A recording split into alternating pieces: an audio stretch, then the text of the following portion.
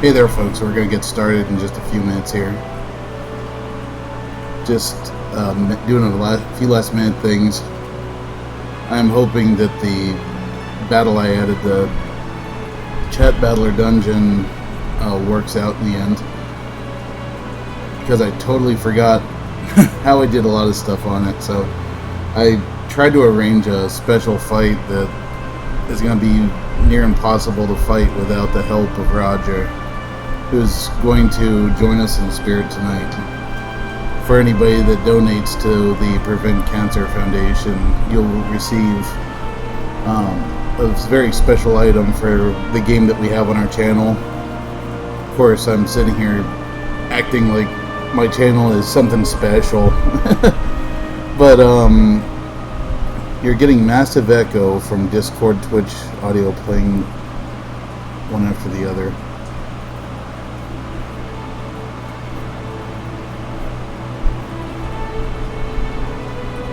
That's interesting.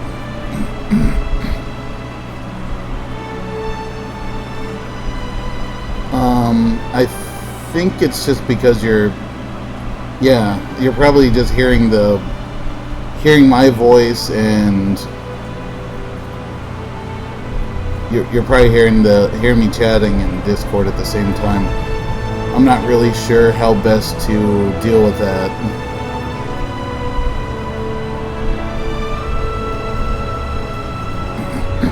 I can just mute myself there, I guess. There, is that better?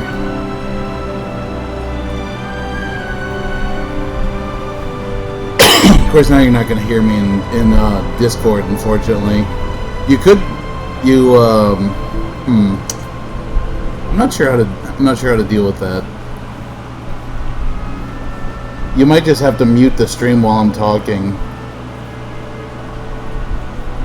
because ultimately the sounds in the game isn't gonna really be the important part here if you're on the public couch. Anyway, enough talking about this Discord stuff. So, for those of you who don't know, and God damn it, I'm gonna get choked up already. This is my friend Roger.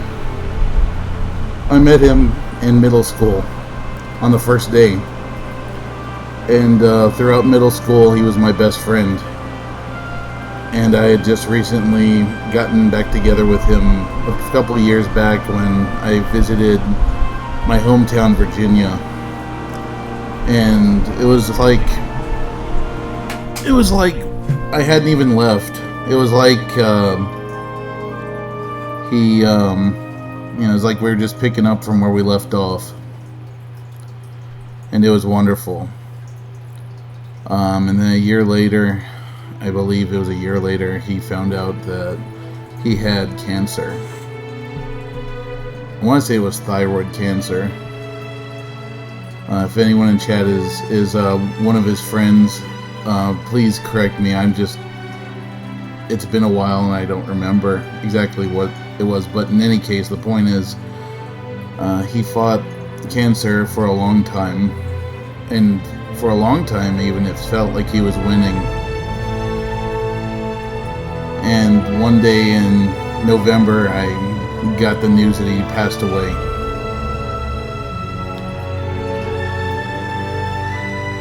And I don't know if it's the cancer that got him or if it was COVID, because I know that he ended up with COVID after they had reset his immune system, essentially. In any case, I was absolutely shocked when he died. He and I just talked a month prior, and we were already starting to make plans to see each other again next year when he got better.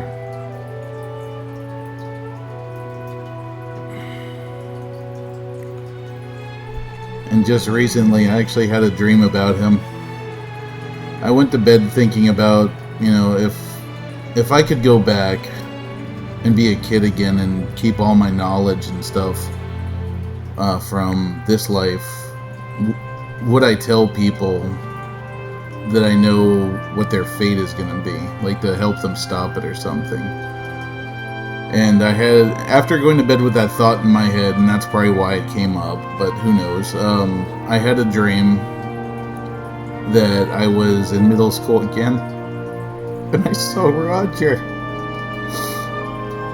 and I asked him, if you could know how your future goes, would you want to know?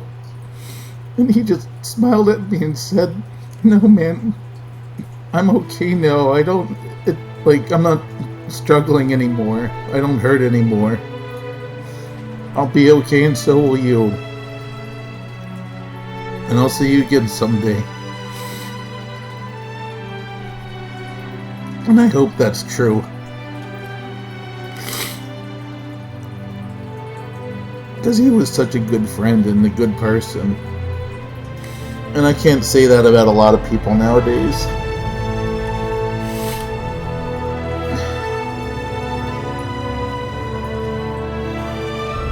And I said this when I did his eulogy, but like, the world needs light in it.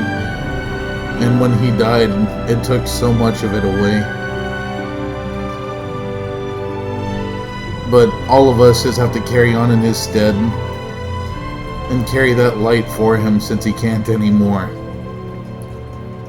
So be kind, love each other, take care of each other.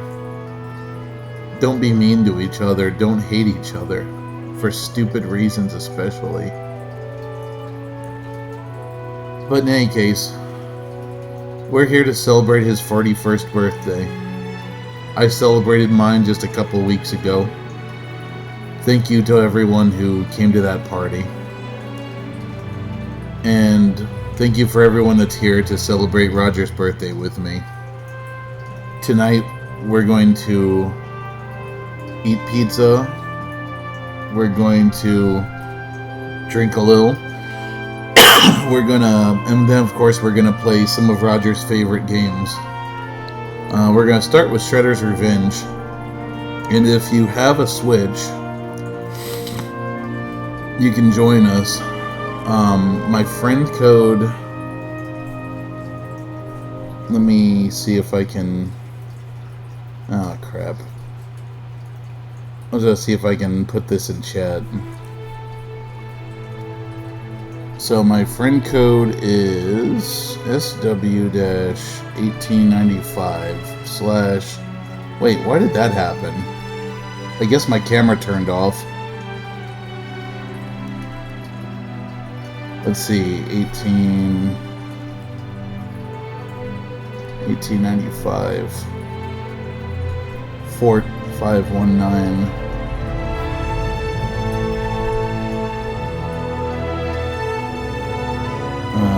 3392.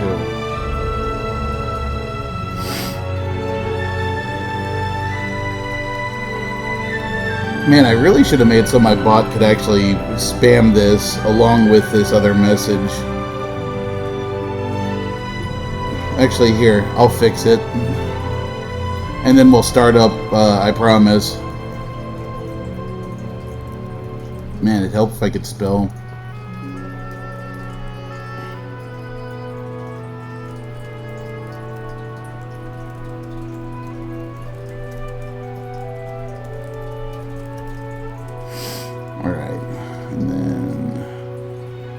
Code. And thank you for being patient. I apologize. Every 5 minutes.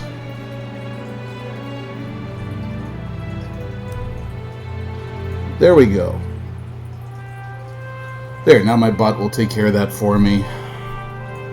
Anyway, without further ado, let's get on to brass tacks here. Alright, there we go. Good evening, everyone. If you're new to the channel, my name is True King of Space. I generally do Zelda 2 rando and Zelda 2 speedruns, but yeah, tonight is a special occasion. We are celebrating our dear departed friend Roger's 41st birthday. So let's get the party started. I've already had some pizza. I'll probably get some more in a bit. But right now, let's play some Shredder's Revenge. Like I said, if you have a Switch and you want to join in, the friend code's right there. I will get you brought in. Already got one friend request there. Yeah, I sent mine earlier. Oh, hey there. I don't know if that's yours or not. Oh. So would you like to introduce yourself and tell us how you met Roger? My name's Michelle, and I met Roger at New York City Comic Con. We were in line to go into the Ninja Turtle panel. I was all the way up near the front of the line, but I had business cards for a Ninja Turtle message board I was on. So I went down the line, and anyone wearing Ninja Turtle stuff, I gave a business card to. And he was wearing a rubber mask, so we didn't even get to talk, but I gave him one of my cards. And we made friends through email after that. And then every year we'd meet up for New York Comic Con, and it started to be more trips, like going up to Maine. I took him to Mirage Studios in Northampton. We had a lot of adventures together. I miss him so much. Yeah, he was absolutely an amazing person. I wish that you could have known him in middle school. Like, he was just the happiest kid you could ever meet, and he just had a completely indomitable spirit. Like, no matter how hard things got, like, he just never stopped smiling. And he was always there for everybody else. Exactly. Like, he always put others ahead of himself, no matter how hard he had things. Miss him. Yeah. Like I was saying, I had a dream about him a couple nights ago, and that I woke up in tears. So, in any case, do you have your Switch turned on? I'm gonna create the party right now. I do have it turned on. I don't see you on my friends list yet. Oh, I just accepted your friend request. Okay, let me see if I back out of it and then come back in and see it. Yeah, now it shows you. Yay! Okay, how do I join a party? Let's see. I think I can invite you directly. Okay. Ah, there you are. Turtle shell. Yeah. Okay. And I don't know if other people can join in mid-game or not.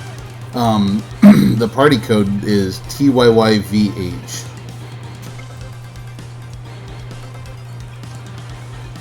Well, it looks like I'm updating software first. Oh, it's okay. We can wait. Okay.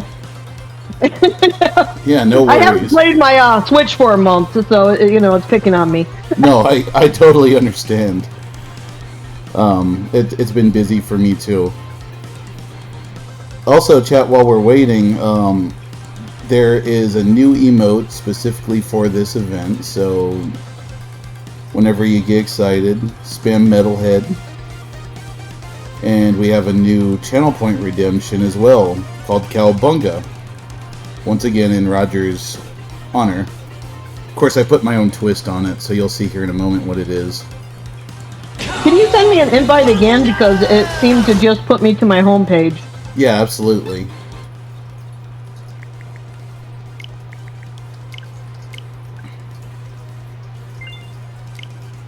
There you go. Okay. Oh, that's right. Richard just reminded me that we have two Ninja Turtles emotes. We got Scary Leo and Metalhead. Scary Leo being the Leonardo from, I think it's the cover of the Game Boy Teenage Mutant Ninja Turtles 3. Like, it just has a picture of Leonardo on the front. He's just super pissed off at something. I think I know what picture you're talking about. Yeah, if you, I don't know if you're on Twitch. If you look in Twitch chat, you'll see the little emote, and that might, like, jog your memory. I haven't been on Twitch yet. Let me see if I can get my iPad in there. It's cool. Like, if, like, no need to juggle too much at once.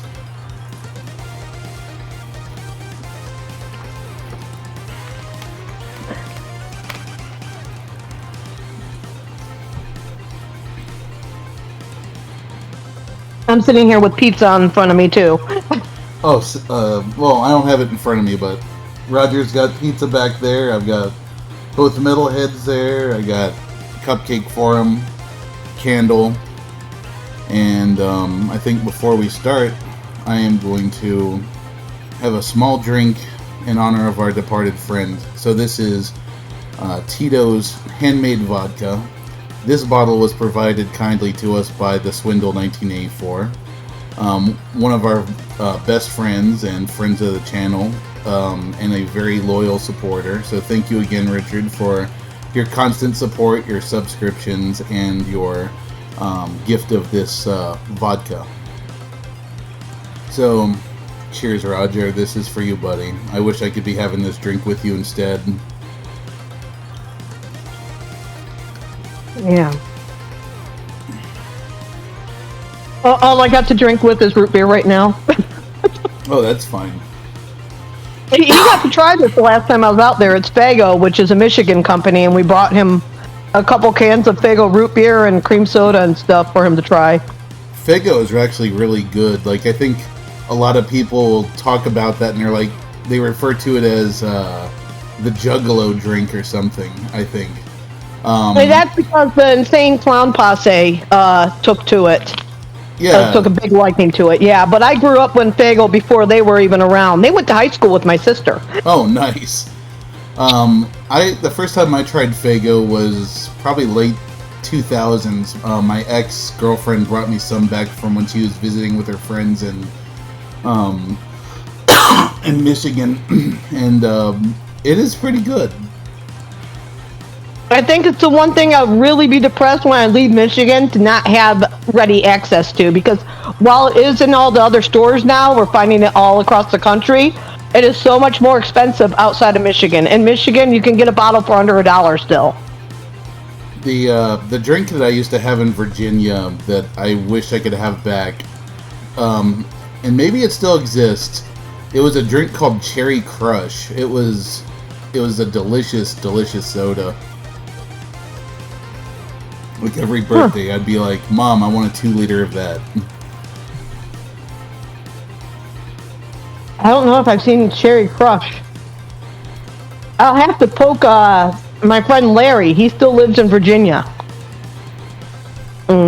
He was also really good friends with Roger. Is that the guy? Oh, I don't want to say his last name online. That wouldn't be polite. But I think I saw him posting pictures from the farmhouse thing, right? Yeah, he's part of my group. Yeah, I feel really bad I didn't get to go. My wife and I were driving up to Oklahoma at the time, so I couldn't really talk. Yeah, we did a video thing, and it was like 11 p.m. at night when they finally got me patched in for us to do the video. And everyone in my family said something, and we passed the candle around basically between the few of them that were there. The date change really messed all of us up, because we were expecting a September event, and them switching it to May, mainly because they were trying to get Judith as a guest, and that's when they could get her. But they gave us too short of notice. That's fair. So, but those who went had a blast. I would have went if I didn't catch COVID. But today, my gift from Roger on his birthday is my full family's COVID-free. All of our tests were negative. That's wonderful. I had COVID back, gosh, I want to say it was 2021, and not being able to breathe was terrifying. Well, not being able to breathe well, I mean. I have a condition known as chronic regional pain syndrome, where I go through attacks that already make it so I can't breathe. And I had about 4 of those attacks while in the depths of COVID this last few weeks. Yikes, I was going to say. Because I know that you had told me about your condition before, so I was absolutely worried for your condition. I'm glad that you're feeling better now, though.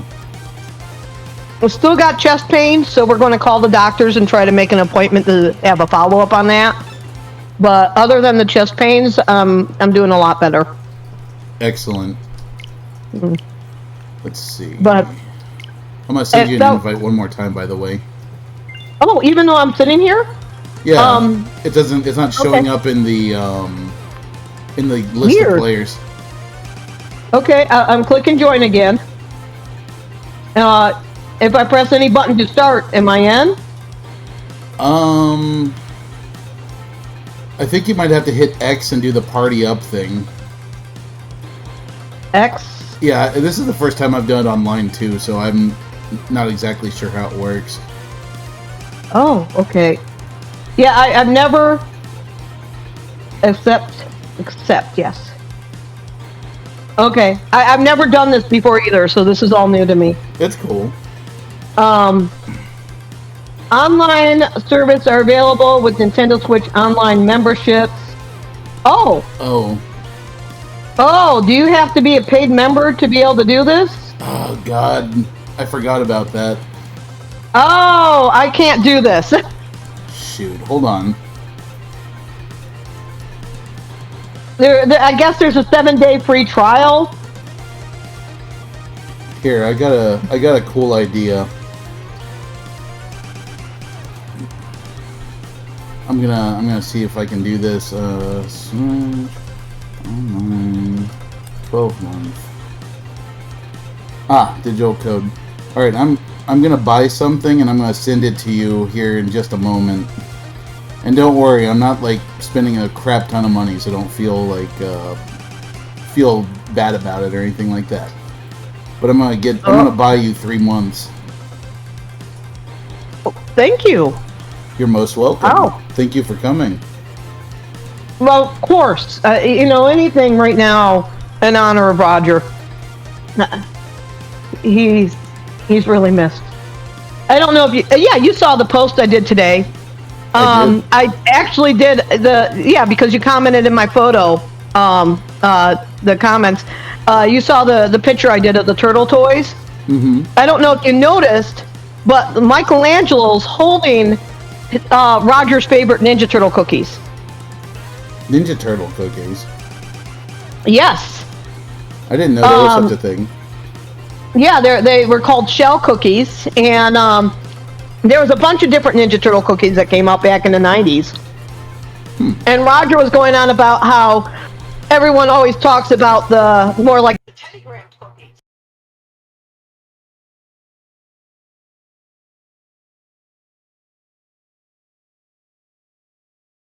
About the shell cookies, and he goes, no, and he keeps trying to correct me. And I'm like, no, you're talking about the shell cookies. So while he keeps trying to correct me, I grab a box of the shell cookies and I take a picture and I tell him, hey, go look on your Facebook Messenger. And he looks and he goes, oh my God, these are them. These are really them. And I go, yeah, those are the shell cookies. And since then, how do I put this code in? You just have to go to Nintendo. Hold on, I can probably get you a link. Nintendo Switch redeem. Like basically, you just have to redeem that code on the site. Here is a link. I'm checking to see if there's just a redeem on the game. There you go. Check out that link. Okay. Yeah, that I was actually about to say. So, something that like is like a core memory for me. So let me tell you the first part. So I'm sure that you remember the Hostess Ninja Turtle fruit pies, right? The ones that had the green mutagen ooze on top, and they had the vanilla pudding inside. Yeah, of course, everyone knows those pies. Yeah. So the Real Swindle 1984 there in chat, my friend Richard. One night he stayed over with me, and then when I woke up, like my wife came up and woke me up, and she brought me downstairs, and oh God, he had basically like created a video playlist of Saturday morning cartoons, and he had a bowl of cereal for me, and he made those fruit pies for me. Like he found a recipe and made them. I'm sorry, I'm getting choked up. We were going to do a video blog with Cowabunga Corner on cooking, and me and him were going to recreate the shell cookies. We've talked awesome about it for about 2 years. Goodness. You should still do it. Oh, I plan to. I was going to do it for the farmhouse event, but everything got thrown into a complete mess. Totally understandable. They're telling you to redeem on your Switch, so I'm on the link right now. Yeah, you might have to go into the shop to redeem it. Yeah, I'm in the shop right now. I'm just trying to see where you go to redeem.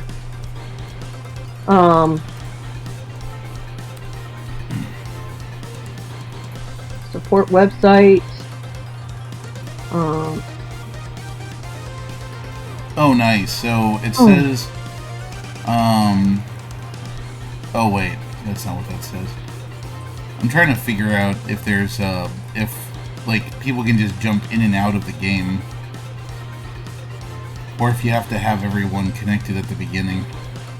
Download codes from YouTube. An internet connection and Nintendo account are required. This feature is small. You may also find information redeeming a code if you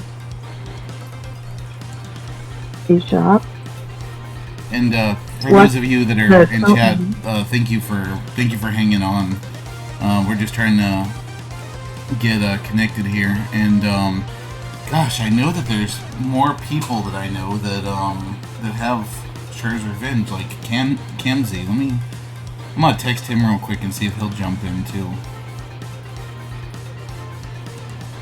So it goes. Ed.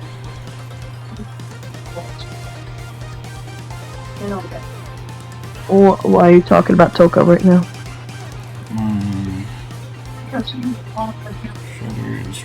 To watch it, but he doesn't have this part.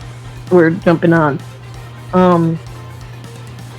I actually today I actually just bought that movie Teenage Mutant Ninja Turtles vs. Batman, because I've actually never seen that, and it sounded cute. It is amazing. Oh my goodness, that is one of my favorite Ninja Turtle movies.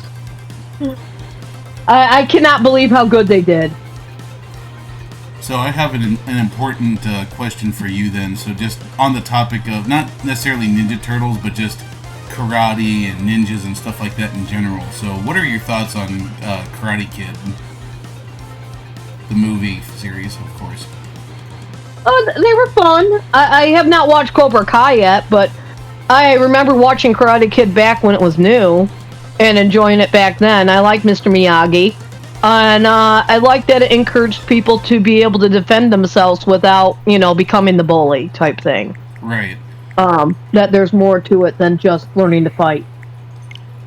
Yeah, that movie is one of my, go-to feel-good movies. Like, if I'm having a shitty day, if I sit down and watch Karate Kid, I'll just feel better instantly.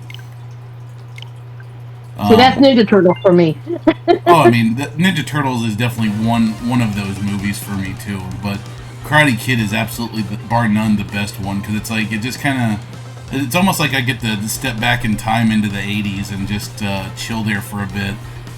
In fact, over the weekend, my wife and I went to... Well, so let me preface this with, I'm not really much of a gambler, so I don't really like casinos, but my wife got offered a free stay at this resort in Oklahoma, and that's where her and I went, and they had a slot machine for friggin' Karate Kid, and it was entertaining. At the very least, it was entertaining, and it was hilarious because I was bothering the old gambler folk there, because they're whenever you get bonus reels in the game, basically Mr. Miyagi comes out and starts karate chopping stuff, and he does those katas whatever, and so every time the bonus reels came up and he started doing that, I just started mimicking what he was doing and just being really obnoxious, and you could tell that people around me are like, God, shut up. It's like, look, I'm having a fun time, okay? you're having fun, I'm having fun. What's your status on redeeming that code? Is it I'm finally at it. They just asked me for my zip code. So sorry they're being so intrusive. Like, okay. Okay, they say my information has been registered. Once you purchase a Nintendo Switch online membership, automatic renewal charges will occur unless automatic renewal is turned off. Please select a payment method for automatic renewal charges. Did it really ask you? I mean, I thought that by buying a game card that it wouldn't ask for that. I'm so sorry. I'm not trying to make things more difficult for you. I'm gonna have to let them know that to turn that automatic renewal off. Yeah, I mean it shouldn't be hard to do, but at the same time, if you don't want to do that, I understand. I'm not trying to pressure you into doing it. They're just being annoying. Oh my god! Now nope. I'm not giving them a credit card info. Okay, go back. I told them PayPal, and you can link a PayPal with their Nintendo account to make purchases.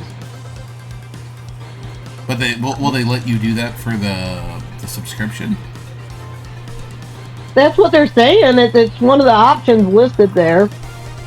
I'm like, I hate that there's even a subscription for this in the first place. Like, well, for online services on consoles, it just seems like such a load of baloney. I've got to see if they sent me an email or what's going on here now. And it's throwing me through loops. I'm sorry, everyone. No, it's okay. Don't worry about it. We're very like I told you, I'm a software developer, so patience is my middle name. All right, tell you what. While you're doing that, I'm going to while you're trying to figure things out there, I'm gonna play something just to kill time while I'm waiting. I'm gonna pop into the Cowabunga collection and play Teenage Mutant Ninja Turtles, the first one for the NES, and show everyone how much I suck at that game. Okay, I'm going through the linking of my PayPal, and then I'm going to have to go in there and turn off the auto. Once again, I am so sorry that it ended up being a pain in the ass like that. I had no idea, because I'm honestly on a family account, and my buddy, well, he's another Twitch streamer too, Canon Camsey. He is the one that pays for everyone's Switch Online membership essentially, because he got the family plan. And I mean, it's just really thoughtful of him to do that for everybody. And if you're watching Camsey, I really do appreciate it. But yeah, we're on all of our friends are basically on a big family account. I don't think there's a free spot though. Otherwise, I would just ask him if we could put you on there for the duration of the stream. Okay, this should. Yeah, just let me know when it looks like it's been successful. For now, I'm just gonna get my ass kicked by Mousers or Mousers rather, and what appear to be giant mosquitoes in the sewer. Wow. The first Ninja Turtles game was first of all, obviously it was all we had as kids, so we just kind of dealt with it, and it was enough that we saw something that looked like our favorite turtle on the screen. God, how do I get over there without that mouser knocking me back? I used to think that what do you call it? I used to think that Zelda 2 is unfair, but I'm sure if I played this game enough, I'd probably start to think otherwise. There, I have clicked redeem. So I think I got it now. Okay, sweet. Alright, into Shredder's Revenge we go. I'm gonna have to... Yeah, I'm probably going to need an invite again, and then I'm going to have to go into this and undo auto renewal. Yep, I mean, you got three months to do it, but do it sooner rather than later. And thank you so much while I remember. And thank you so much for going through all that. Oh, not a problem. I'm going to let you send me another invite to get back in there, I think. Yep, can do. Let's see. Okay, party up. And, Hang on, I see the... Okay. Alright, I'm about to... Oh, hey there, Cordolia. Good to see you in chat there, sir. I'm sorry I haven't been super responsive on Messenger. I've been a little busy lately. And been a little... things have been a little rough lately. Alright, here we go.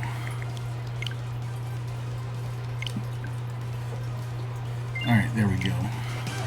But it's good to see you, sir. And thank you for all your donations to the Juvenile Diabetes Research Foundation earlier. I was trying to set up a fundraiser for the Prevent Cancer Foundation, but for some reason every time I try to do it, it says, try again later. And Cordolia, I think I remember you saying that you had Shredder's Revenge on the Switch. If you do, party code's right. Oh wait, my big dumb head is covering the party code. Let me turn off my webcam group real quick. So yeah, there it is. In fact, I'm just gonna leave my camera off because you guys don't need to see my mug the whole game. Oh, you have it on PC. Alright, well in that case, I'm going to turn my ugly head back on. Boom. Okay, I have accepted the party invite. It should work this time. Yep, no whammy, no whammy. Yes, okay, we've got it. Alright, so who are you going to be? I've been wanting to try April. People say that she's actually really good in this game. You know what? In honor of Roger, I'm going with Mikey. Heck yeah. It's a shame that Metalhead's not a playable character. Oh, I know. I know. And if anybody else does want to join up, we'll be doing Cowabunga Collection later, and we'll be playing like our original arcade game. We'll be playing. We'll do as much as we can in the time that we got. I haven't played too much of the Cowabunga Collection, but I do have it. I'll have to switch the cartridges. I've been going with everything digital lately myself. It's nice being able to just have everything on a memory card. It just sucks that if the service ever goes down, I don't have access to those games anymore. Well, to download them again, I should say. Yeah. I just like having hard copies, but I've been thinking about getting the downloadable version so I could just leave the cartridges at home safe. I honestly really hate the fact that so much of our world has gone completely digital nowadays. Like, there's so many games that you can't play anymore because, like, either the server's shut down or the system that they're on took away your ability to play them. I know! There's some games out there that really needed cartridges so we could still have them. Yep. Have you ever heard of the Evercade? The Evercade? No. Yeah. So the Evercade is like a new console that's been made by this company called Blaze Entertainment, and it's essentially they have a console that connects to your TV, and they have a handheld, and they all are cartridge based, and they all have basically cartridges of all these different games and such, like from the 80s and 90s, and sometimes they even have new games on them, like that have never been released before. But in any case, it's essentially just a brand new cartridge-based console, and everything's only cartridge-based. Oh, that's cool. Yeah, a friend of mine had a system that had all the old Turtle games on it. It was constantly telling me about it, and that was before the Cowabunga Collection ever came out. Oh yeah, emulation boxes, like I've been using those for a while too. There's also this other thing called the Mister, which it's basically kind of like an emulation box with the exception of that it basically perfectly emulates the hardware, which for most people it doesn't matter, but for some people they really like an authentic experience.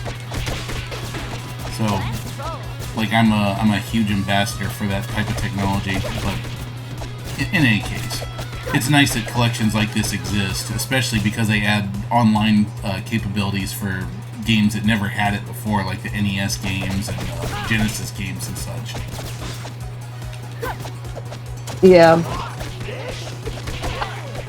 something I'd wanted to ask is so Roger's dog April, somebody adopted her, right? The family kept her. Oh, thank God. Yeah. Right away, I asked about April, and they said our April. And then when we went there for the funeral, because we actually drove out to Virginia to be there for the funeral, we asked about April, and she was in her doggy hotel that she usually would go to.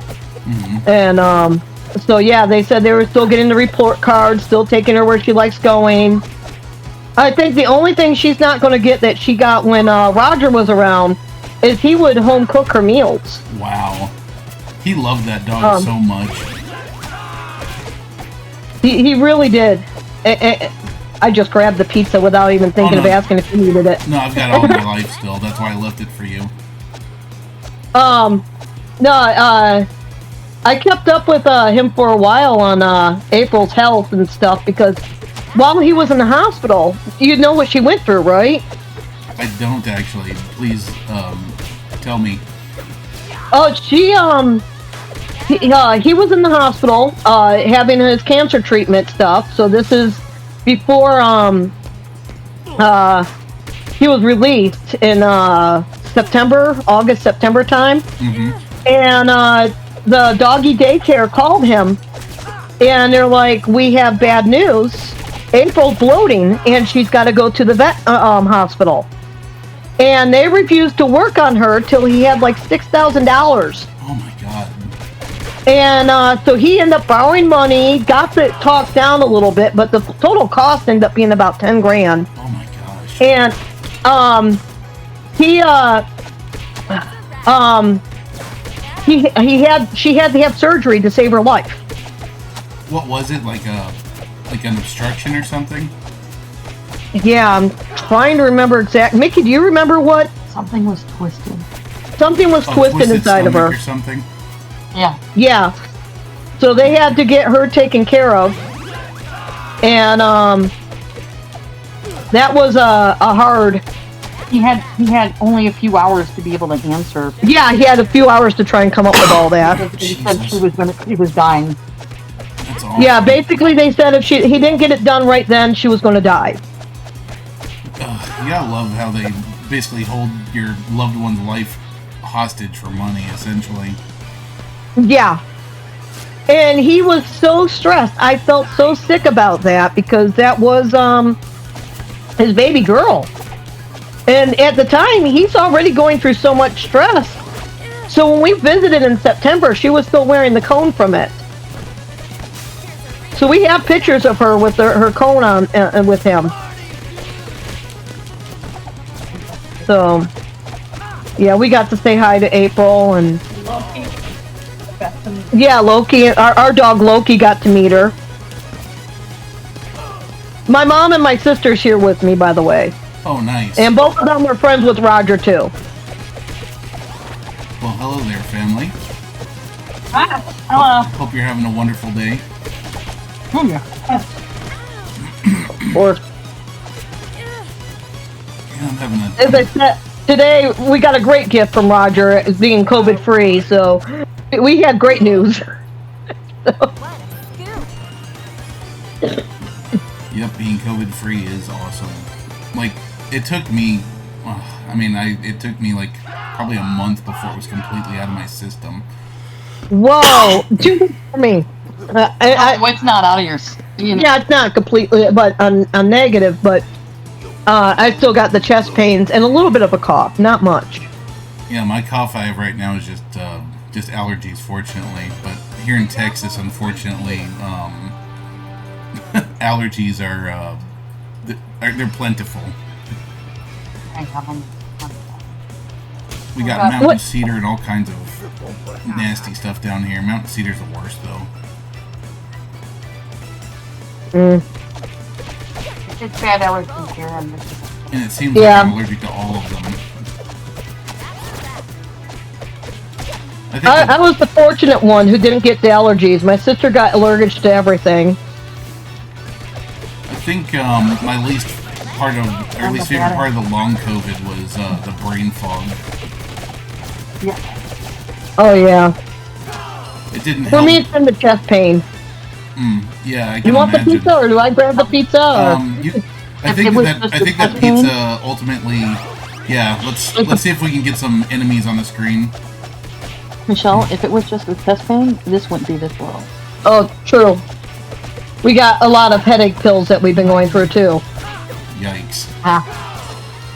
With this game, I do have a complaint. They went out of their way to get the 4 guys to do the voices. Why didn't they bring in Renee Jacobs for April? That is an odd choice. I mean, did they even ask her? I don't think so. She would have done it in a heartbeat. Renee loves the role of April. Renee's a wonderful person too. I've known her for quite a few years now as a friend. Well, I know all these guys as friends now, and it's very disappointing that they did not bring her in. Honestly, the only voice actor I really ever cultivated any kind of friendship with was John St. John. Like, I love him. Hey, gotta enjoy some drinks with the Duke. Hail to the king, baby. Or whatever it is. Want to win his heart, just bring him a bottle of Patron and he'll be happy. Yeah, we've actually got something on our channel that's basically like a parody of Duke Nukem, where it's essentially like Duke Nukem, but he's like a muscle-bound toddler, mentality-wise. And like everyone on the channel loves it. At one point, I want to see if I can pay him to read one of the stories that Chad's written about it, doing the Duke Nukem voice, of course. Oh yeah, John will probably do it. He loves doing Duke. Oh yeah, like first time I met him. He just makes me happy. Huh? I was just gonna say, first time I met him, I told him, like, look, so back in the 90s, my Uncle Jeff pirated Duke Nukem, so I want you to call him on my phone here, and I want you to threaten him because he pirated your game. And it was freaking hilarious. I wish that I wish I could have recorded it. Unfortunately, he was holding my phone. I met him several times before I really started making friends with him, because he's kept being a guest at a local convention, and I was always at that convention. I've never missed it. And then in 2016, I was probably going through one of my lowest of lows. No, it was 2014. And he caught up with me at the party, and he helped pull me out of that depression. So after that, I started noticing him more. Oh, we both got it. That was nice. Yeah, that was a Bigfoot pizza. Oh, that was awesome. I'm like, we both need it. What do we do? And then we both got. Yay! It does kind of look like the Bigfoot pizza. Like, I can't remember all the different pizza. Like, I remember back in the 90s, there was a bunch of times when they had these pizzas that were just enormous. Like, Little Caesars had one. I can't remember what theirs was called. Like, there's the Domino's Dominator. Pizza Hut, I think, had the Bigfoot pizza. I think, God, what was Little Caesars one called? Like Pizza by the Foot or something? Maybe. I don't remember. Right now I got Little Caesars in front of me. I got the pretzel pizza. That's what I've been eating. Oh, that sounds delicious. It's one of my dad's favorites, and I haven't had Little Caesars since my dad passed. So I figured that would be a nice turn of a snacks today. So. What are your thoughts on Chicago deep dish pizza? It's okay. It's too much crust for me. Fair enough. My sister adores it, so we go to Gino's East quite often. I like how cheesy and how stringy their cheese is. The place I miss... Oh, sorry, go ahead. Sometimes there's too much pizza sauce on it for me, though. Yeah, the Chicago pizza is like a ton of sauce, like they put on top. The place I miss, like in Virginia, we had a place called Uno's, and I think it's originally from Chicago, but like that used to be like one of my favorite pizza places. We still have Uno's out here. I know that, I think back in middle school, like, Roger and I agreed that Pizza Hut was the best pizza at the time, but I don't know what his opinion was at the end. I never asked him. I took him, I think I got to take him to a pizza place that he enjoyed in New York. We would go to Roy's Pizza, which is where they filmed Roy's Pizza for Turtles 2, The Secret of the Ooze. We would actually go there and get pizza. Interesting. But they closed down, sadly, a few years ago. I've actually never been to New York, honestly. Oh, if we get the chance, I'd love to show you around there. Well, I know a lot of actual Ninja Turtle locations out that way. I'm sure my wife and I will visit there eventually. We've been on a traveling binge recently. I think our favorite place we've been to so far is Colorado, though. Like, the mountains up there are just beautiful. Have you been to the $1 Million Highway? Is that the one that goes through the mountains? Well, there's a couple. Like the 70 goes through the mountains, and that's more the well-known one. The $1 Million Highway is the 550, and that one goes above and under waterfalls. From 3 to. Yeah, I don't think I've been to that one. I don't remember the highway we went through, but essentially, it's. Did it take you to Utah? No, we basically we went from Texas into New Mexico and then into Colorado from the bottom. Okay, so you're probably, I'm trying to think of which, the 25?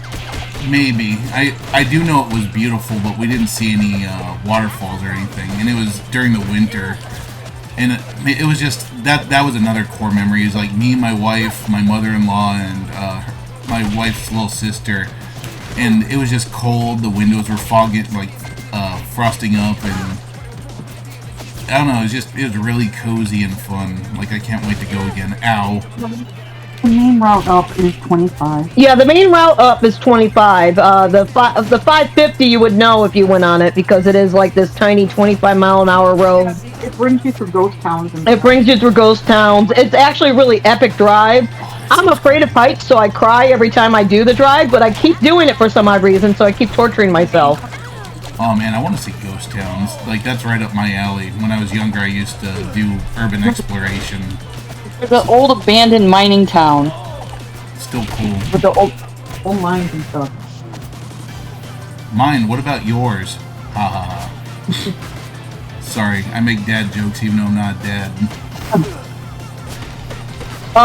We go through a lot of ghost towns in Nevada, too. Up near Area 51. And funny you mentioned that. My birthday trip, we went to Nevada. That was a fun trip. Where did you go out in Nevada? Oh wait, I gotta, stop, I'm trying to help. Eat the pizza, Mikey, eat it. Yeah, thank you. Wow. I didn't know you could do that. Mm-hmm, yeah, whenever you see someone knocked down and the countdown's going, just go next to them and you can hit the L button and get them back up. Help me. Oh, wow, that's new. I need pizza. I'm coming up. I need Which pizza. one's the button? We both need pizza. Which one's L? I'm trying. The left shoulder button. Oh, okay. It's okay, I've still got lives. It's not a big deal. I'm learning, can you tell? No, yeah, it's fine, don't worry about it. One of the most embarrassing game situations for me. See, I'm down again. Pizza. How do I... okay.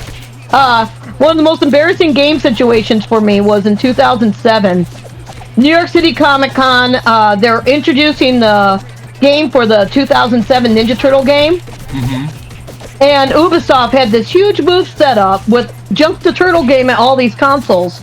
So I'm going, and I'm trying to play the game, but I keep falling, and I'm doing a double jump, and I'm getting annoyed because I keep doing this double jump, and I fall no matter what. And I was at that jump for like 15, 20 minutes. And finally this guy comes up and taps my shoulder and goes, try hitting this other button. And he points at one of those top 4 buttons that I'm not used to. Because I'm used to Nintendo and Sega. I'm not used to, like, Xbox and the PlayStation or anything like that at the time. And so I did that, and another turtle shows up and throws you. I didn't mean to take that pizza. You need that more than me. But anyway, carry on. I'm sorry. But this lady comes up to me after that guy taught me how to get thrown by the other turtle. And she asked me, "Have you met Nick Harper?" And I looked at her and go, "Oh, the video game designer?" And she goes, "Yeah." And I go, "No, I haven't met him." And she looks over, "That's Nick Harper. It's the guy that just told me how to do the jump." That's amazing. Oh, shit. Oh, great. Pizza. Oh, pizza. How do I accept this? Stop. No, it's not you. It's not you. He keeps throwing grenades at me. That's what's happening. Ah! I got run over. I'm gonna beat this car with a microphone until he has to make an insurance claim.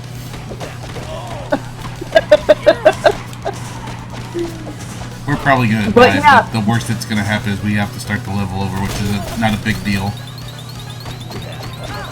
I have met Nick Harper that one time, but we kept talking throughout the weekend. He was a nice guy. Oh. I actually worked on the 2007 Turtle movie. I am the reason that the sides broke the swords. I mean, that's what size were made for originally, wasn't it? Yes, well, size, they're all farming utensils. But the size purpose was breaking the blades of katanas. And originally in Ninja Turtle history, Raph never broke the blades of katanas, even though in the first episode of the cartoon, Raph's size can outwit any sword. He never does.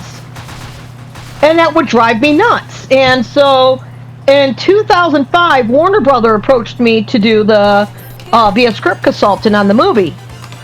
So they sent me the script and I read it, and they wanted my feedback of things that have already been done on Ninja Turtles. And I'm like, this fight has been done over and over again, and I'm not really for it, but if you insist on doing this fight, how about have Raph use his size properly for the first time in Ninja Turtle history? And they're like, "What are you talking about?" Oh, gosh. And I go, "The sides are supposed to break blades of katanas." And because of that conversation, that's what ended up happening. That's awesome. So, yeah, I got paid $1,500 for 4 hours of work. It was the best job ever. That's awesome. Especially getting to know that, like, something in a movie is, like, something that you did. Yeah, I got to go out to the Hollywood premiere of it and see it on the big screen with Kevin Eastman and them for the first time. So that was neat. Yeah, my sister, she's got her big moment with Disneyland. She done floats that are in their parade still every Halloween. The Nightmare Before Christmas. That's awesome. The Nightmare Before Christmas stuff in their Halloween parade. Honestly, my only claim to fame, and I wouldn't even call it that, like, are you familiar with, so, I hate to even admit this, but when I was younger, I used to be a 4chaner, and I used to hang out on the paranormal boards because I've just always loved paranormal stuff, like ghosts and aliens, cryptids, you name it.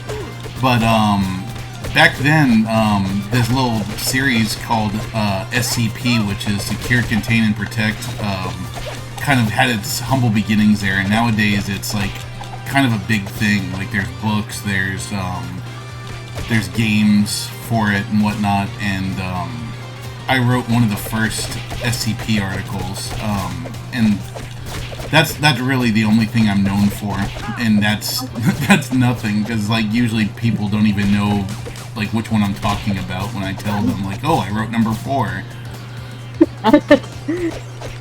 Well, most of the stuff I do, I don't even get credit for. Like working on that turtle movie, I'm not in the credits. But you know. Yeah, now I'm listed as uncredited on IMDb for it. So I'm like, yay, I at least got it there. That's still cool. I did a lot of work here and there for Mirage, like in the background, like helping with a sticker album once and things like that. From time to time when I'd go out there, they'd say, hey, yeah, I finally got that sticker album. It wasn't released here in the United States, so it was not easy to get. But so, yeah, I like. In in chat, my friend Candid Kamsey says I was a Raphael fan, so I was under the impression the sides were just thicker daggers. No, they're actually got a major purpose for taking out the swords. And I mean, you could also disarm people with them if the breaking of the sword didn't work. Like, you could, like, pull the sword out of their hand. Right. Okinawans were not allowed to have swords, so their farming utensils, the nunchucks, the bow staff, those were their ways of defending themselves from the samurai. And I think Swindle said something similar. I'm sorry I haven't been reading chat, guys. I've just been enthralled with the conversation I'm having here. So Swindle says sais were used as farming implements, giving ninjas a plausible reason to be carrying a weapon. Sais don't usually break katana blades. They're used to trap the blade and let you control it. It was generally mass-produced swords made of crappy steel that broke. Interesting. Yeah. So Richard's our resident history major. Like, he loves talking history. Awesome. I used to teach, and I have trained in the martial arts as well. Oh, that's sweet. So I've worked with the sais, I've worked with the nunchucks and the bow staff, and self-trained with the katana. That's really cool. So I have all the weapons here at the house. My favorite weapon is the bow staff, because they're everywhere. You learn how to use a bow staff, then even a cane is a weapon. A broom. Exactly. I was going to say, just grab a broomstick and beat some ass. Right. Oh yeah, I even have a prop used in the Turtle movies that's a weapon. I have the combat cold cuts from Turtles 2. Oh, nice. Yeah, Green used. I mean, I knew that you had a lot of stuff because you had the Michelangelo head, right? I got Michelangelo and Leonardo's heads from the third movie. The heads from the first two movies were destroyed, besides for a Michelangelo head, which is in the hands of Henson's Creature Shop. So if you ever see a head being sold and being said it's from the first two movies, it's either a stunt head or a fake. Interesting. I didn't know that. Yeah, the animatronic heads from the first two movies are not attainable. So that was one of the first things I learned about the behind the scenes of the movies. Oh. So, oh, go ahead. Sorry. I had to do a lot of research on that too, because the first time I was told, it was some guy working at a place in New York called Jekyll and Hyde Club. Said they used to work for Henson's Creature Shop, and so he told us the story. But of course, at that point, I'm not just going to take it from anybody I hear on the street. So I start asking around about it when I started meeting the other actors and people who work for Henson. And I followed the story of the heads. And the only reason that Michelangelo head still exists is because it was actually stolen from Henson, seen on the set of Turtles 3, and then returned to Henson years later, so it was an inside job. Oh. It's okay, you gotta get next to me, then you hold down L. It's okay though, we got continues. Okay. Now I know I need to hold it down. I just keep pressing it rapidly and it's not doing nothing. Honestly, I think that would make more sense, because, like, you know, it's like if you can mash fast enough, maybe you can get them up faster. Are you okay? I love mashing buttons. I'm used to mashing buttons. I'm not used to holding them down. Yeah, these kids have it easy. So, and I think I've asked you this before when we first talked. Like, so when you were a kid, I'm sure you had a lot of the Ninja Turtles toys and stuff, right? Still do. Still do, obviously, but like. Yeah. So did you have a favorite line of them? Like a favorite line? Oh, the movie star. I love the movie star figures. Yeah. I thought I was going to like the Tomb line, but I was not happy with how they handled Vernon or Vern Thompson. Vernon having the camera stuck in his hand and Vern Thompson with his sandwich and the toilet papers on his shoe. It just did not work for me, which is why I'm glad NECA finally redid them. I used to use Ghostbusters for the Channel 6 crew instead. Oh, that's awesome. But I, of course, love the original line, too, because that's what made me a fan. the first toy, the first thing I ever really got into of Turtles was the first Michelangelo action figure. Actually, that's a good question too. Do you remember what the first Ninja Turtle you ever received was? Because I can absolutely remember mine. I kind of got spoiled for Christmas of 1989. I got every toy that was on the market besides for Baxter Stockman and the Rat King, which I got within a few weeks.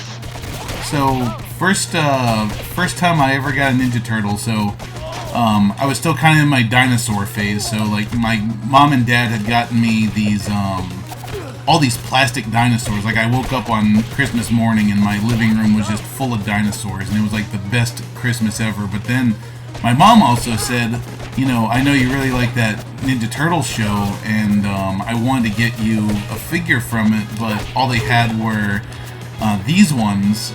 They don't have the original ones, so, you know, but when they have them in stock again, I'll get you whichever one you want. And it was the Party Action Michelangelo. It's like the one where you, like, he has like a little dial on his back and you wind it up, and then he, like, I think he spun around on the floor or something like that. And it was something silly, but he had like no articulation, so it wasn't the best, but it was really cool. I loved it. Oh yeah, I definitely know the wacky action toys. Yeah, I can't remember exactly what he did. Like, I don't remember if it was that he spun around or if he spun his arms or what. But like he spun his arms. Raph had the thing in the shell to where he would spin on the shell. Donatello was swimming. I'm trying to remember what Leo did. And the Mouser was part of that line. I actually like Wacky Action Shredder. Was my favorite Shredder action figure ever. Honestly, like, the Wacky Action Mouser was like one of my favorite toys in the collection, just because it was fun to have Leonardo beat it up, like, as it's like kind of walking towards him. And I think I told you this story already, but like, probably my favorite one, even though it's kind of a weird one, is I liked the sports line where they had Leonardo as the hockey player, because I used to basically, instead of the hockey stick, I would put one of the swords from one of the other figures in his hands, and so he could swing it. Yeah. The sports stuff was fun. I wasn't used to it because my household was not into sports. Yeah, so same. We didn't get, but we still collected every one as they came out. I'm surprised at how many of those are considered rare now, with how often you'd find them in the stores back then. Like, I think sports-wise, as a kid, hockey was the only one that I really enjoyed. So that's probably why I got the Leonardo one. Although, like, honestly, my other favorite ones were, like, the ones that could mutate, like the ones where it, like, looks like a regular turtle, and then you unfold it and it turns into a Ninja Turtle and back again. Did you ever get the giant version of those? No, I didn't. Yeah, I still got my giant ones laying around, too. I didn't know there were giant ones. Then there was the automatic mutation ones where you press their legs together and a different, like, samurai uniform would fly out on them. Oh, that's cool. Yeah, I was actually trying to keep up with all the toys when they came out. So I was very annoyed when Hotspot and Scratch came out, because I wanted them. They were, like, highlighted on all my Christmas list of toys I wanted. And I wasn't able to find them. And then all of a sudden they're appearing in toy magazines for like $300 and more. Wow. And I'm like, wait, why? Good Lord. I end up getting them off of eBay in 1999. And I don't have Scratch in package, but I'm okay with the one I have out of package. And the one I have out of package is signed by Scratch's creator, Ryan Brown. Nice. Canon Kamsey says he liked the birthday, he said the birthday clown turtles were cool. They even had a blower on the back. I don't remember that one. Well, there was a line, like, only 4 toys in that line of the birthday, like, supply turtles. But, for me with birthday stuff, I loved all that kind of stuff, because I was the party turtle back in 1991 to 1993. So something really special for me today was I got tagged in a post. Somebody posted a picture of them with a Michelangelo who went to their birthday, And someone's like, I think that's Michele Ivey. And I went and looked, and sure enough, yeah, that was a picture of me back in the 90s as a turtle. That's sweet. Those are so rare to see. I did over 150 birthday parties, but it is very rare to actually see photos or video from when I was in my costume. That it excited me. It really got me excited today. So I did messages back and forth with the birthday kid saying, Nice. yeah, your turtle. Something just kind of on the same topic of seeing stuff from like back in the 90s and 80s. I found this YouTube channel recently. I want to say, God, what was his name? It's like, I think it's like Reaper Bot or Reaper Robot or something. But in any case, it's a channel that's got all these videos of like Toys R Us and KB Toys, just all kinds of places from like the 80s and 90s. Like basically this guy for some reason had the idea that he was going to go shopping at these places back then with a camcorder and record it. And I swear that stuff makes me so weepy, like them walking through the Ninja Turtle section and just like seeing all of the Ninja Turtles on the shelves and just remembering what it was like to go to Toys R Us as a kid and pick out one. Oh, yeah. I'll have to find that. I'll have to find the name of the channel so I can share it with you. I bet you'd probably get a kick out of it. I know somebody shared a video similar to me recently. I know one of my favorite times going to Toys R Us was in 1993. We were still doing children's birthday parties at the time, and we had our newer turtle costume, so that's why I know what year it was. And my turtle costume, it has this fan inside the shell, so we had this little orange box on the back of the belt, so anytime the fan was turned on, we'd turn on that little box, and it was called a pizza detector. So anytime kids were feeling my shell vibrating, it's like, why is your shell vibrating? Oh, that's my pizza detector. It lets me know when there's a pizza within 1 mile. Let's find that pizza. That's amazing. So we went to Toys R Us, and we're not scheduled to be there or anything. And I wanted to buy a new turtle van because my turtle van was left out in the backyard and just so decolored and everything. So we're at Toys R Us. I'm in full costume, walking around with kids following me everywhere, and they're like, what are you doing here? Well, I broke the turtle van. We can't let Donnie know, so I'm getting a new one.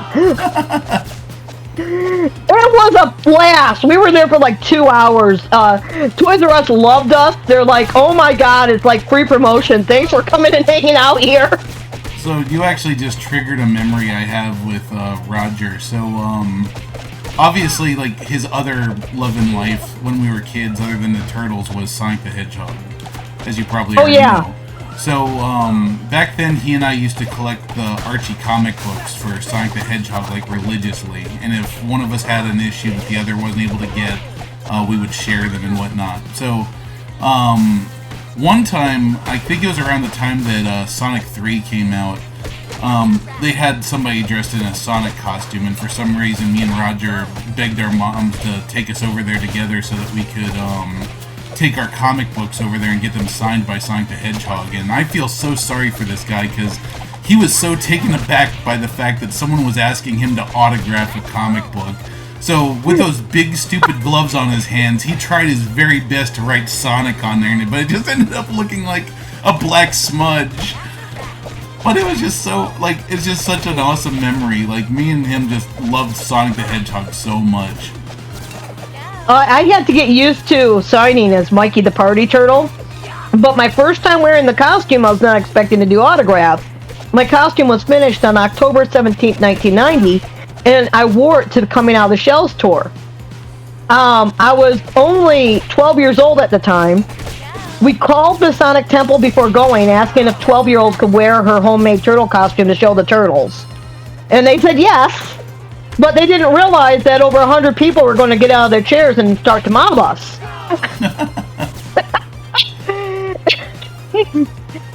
I didn't know how to spell Michelangelo.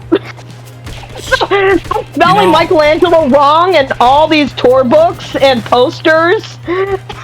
You know, like, honestly, now that I'm thinking about it, I think if someone, like, caught me off guard and asked me, hey, spell Michelangelo, I'd probably do it wrong.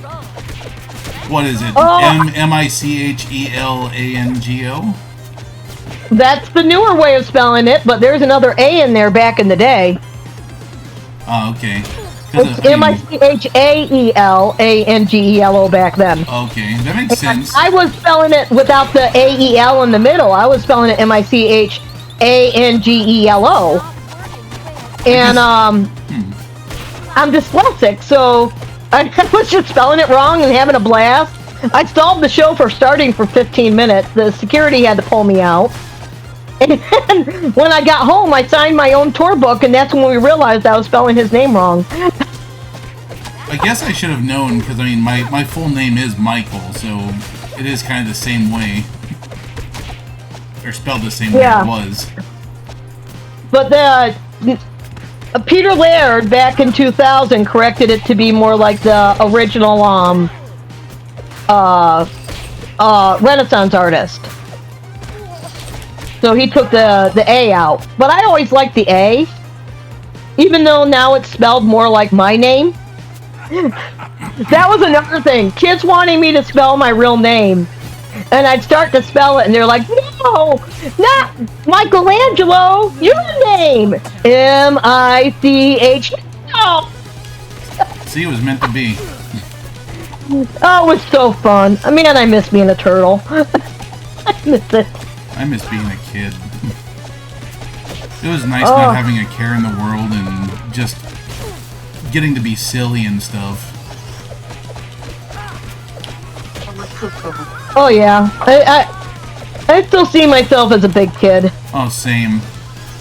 I think I told you this story before too. Like, me and Roger in middle school, we used to get made fun of a lot because I mean, like, all the other kids were they were so obsessed with like growing up and whatnot, and they would make fun of us because we carried, like, we brought toys with us to school. We brought Ninja Turtles. We had a Sonic and Tails doll that, like, I had the Tails doll, he had the Sonic doll, and we had them attached to our backpacks, and people always used to make fun of us and be like, oh, you know, run Sonic, you gotta get to next class, and like, stealing or taking our dolls from us and crap. But, like, we didn't care. Like, we were just unapologetically kids, and that's one thing that I just love about Roger. Like, even when I heard the stories about, like, some of the nurses at the hospital, like, wondering why this adult is carrying around a Ninja Turtles toy with him and stuff, like, that just made me so sad. Oh yeah, I got very annoyed when he posted about that. Then I called him up because I knew about some of the nurses that were his friends there. One was named Raphael and another one Courtney. Oh, nice. And Raph, when he met, Raph was wearing a Ninja Turtle button. And when Courtney came in, Courtney knew who Michelin Sissy was. That's a Turtle fan. Come on, get the pizza. It's okay. You kept getting hit by Toka's fart. Is that why I couldn't give a pizza? Like, if you take damage, it stops you from getting them up. Let me see if I can get this guy away first. Oh, dang it. Come on, let me. Come on. There we go. Yay! Now we just gotta punch this person once and she's done. We gotta take her down. Temptruntra. That's also Renee Jacobs. So, I'm gonna be honest with you, like, I was kind of out of the loop with Ninja Turtle stuff for a long time. So, is that character like a canon part of the show? Like the newer ones? No, she's from the original series. Really? Yeah. Huh. She's only in like 2 episodes of the original series, but yeah, she's in the original series. Huh. Leonardo fights her. I don't remember that. Richard says... Yeah, Leo gets obsessed with the video game. Let's see. Swindle says, so Mike, you remember my Die Hard Christmas shirt? I got an accessory to go with it. It's on the way. And what would that be? Interesting, though. Like, I remember when, like, the new art style. I mean, there's been a lot of new art styles, but, like, I feel like there was one that was just so different. Like I don't know if it's the latest one, but I really like it how each of the turtles has their own like unique appearance. Like they're not just the same turtle with different masks now. Like I really love how they have Donatello as this neurodivergent character Soft shell now. turtle. Yeah, like I freaking love that. Okay, that's Rise of the TMNT where they look that different from each other. And Donnie's a soft shell. Leo's a red-eared slider. Michelangelo's a box turtle, and Raph is a snapper. I used to have a box turtle when I was a kid. Granted, Ninja Turtles weren't a thing yet, so I named it after God, what cartoon show was that? There was an 80s cartoon show where the kids had this pet turtle named Slick. Do you know which one I'm talking about? It's from the 80s. I can't remember though what it was called. Slick. The Littles. Littles. We Yes. are the Littles. Bum, bum, bum, bum, bum, bum, bum. Yeah, that one. God damn it! Now I gotta go look that up because I need to watch that. Thank you for knowing what that was because it's been bugging me forever. I'm an 80s kid. I don't know it all, but I know some of it. But yeah, we used to watch the Littles all the time. We had a bunch of stuff on the Littles. The thing I love nowadays is that I keep finding out that stuff that I used to like as a kid was actually Japanese anime. Like, for example, the Woozles from Nickelodeon. It was, I know the Woozles, yeah. And, I didn't know that was anime. Yeah, it was technically an anime. And then the Hidden Cities of Gold, that was an anime. Oh yeah, that's an anime, definitely. It was made by Studio Perio, I believe. I don't know if I pronounced that right, but like yeah, like that was one of my favorite shows as a kid. I want to watch it all the way through again someday.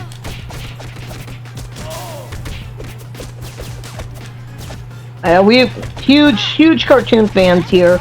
My dad was a big cartoon fan. He liked different animators and voice actors and stuff. So we always had my dad, when we'd be watching the stuff, talking about the behind the scenes on it. Yeah, my dad, instead, he was like basically a huge fan of like trains and stuff. Like he has like at my house in Virginia, he actually has a yeah, there you go. Oh, they hit you. He has basically a full-size train signal in the front yard on a full-size mast, and he has it wired up so that he can turn it on and change the position the signal's in. Oh, cool. Like I don't care what your hobby is. Like if you're that passionate about it, I think it's so amazing just seeing what people are passionate about and like just seeing the lengths they go to appreciate their hobby. As long as you're not hurting yourself or anybody else in your passion, enjoy life. Life's too short not to. Yeah, exactly. That's pretty much my mantra. Like if something makes you happy and it doesn't hurt you or anyone else, then do it, and I'm gonna smile and cheer for you. Yeah, I've always been a supporter of people embracing their passion and not worrying about what other people think of them for it. Exactly. I think the moment you start nosing into what other people like and judging people is the moment when you realize you have nothing going on in your own life. Yeah, exactly. I've got too much other good stuff going on to care if somebody's into sports or war or what they're into. If they're not hurting people, if they want to study history, if they want to study coins or stamps, by all means, enjoy it. You know, Swindle here in chat, he's a big coin collector, even though I think nowadays it's more like he's collecting them for the silver, like the old silver coins and stuff. Because, you know, silver and gold and all that stuff, price-wise, they go up so quickly. I used to collect video games. I like getting coins from around the world. Like when I was working at tourist trap out here, Great Lakes Crossing Mall, we'd get people coming from around the world and buying stuff over at the pretzel shop I worked at. And they'd start talking with me and find out I like coins, and I'd be given all these coins from different countries. And I always found that unique. learning about the different money and stuff. For me, like, I worked a long time as a gas station attendant, so people are always paying with, like, just, like, the weirdest stuff, like paying with silver certificates and silver coins, and in some cases, like, foreign money. And I would pretty much just be like, here, I'll give you, like, I'll accept this foreign coin you gave me as whatever you think it is, and, you know, I'm gonna keep the coin for myself, and I'll put the, you know, I'll put, like, a quarter in the till. So which gas station did you work with? Tetco. It was a Texas-only thing. I worked at BP for a year. I worked at Tetco for 7 years, and quite honestly, I hated it. But it was mostly because of where the part of town I was in. It was just kind of scary because we would get robbed a lot. Oh, sorry, I didn't go through that too much. There's only one time where I was hiding behind the glass with the police on the way, and I was feeling very weird about it because the guy who was mad and banging on the other side of the glass was my brother's friend's father. Oh, gosh. So it's somebody I knew.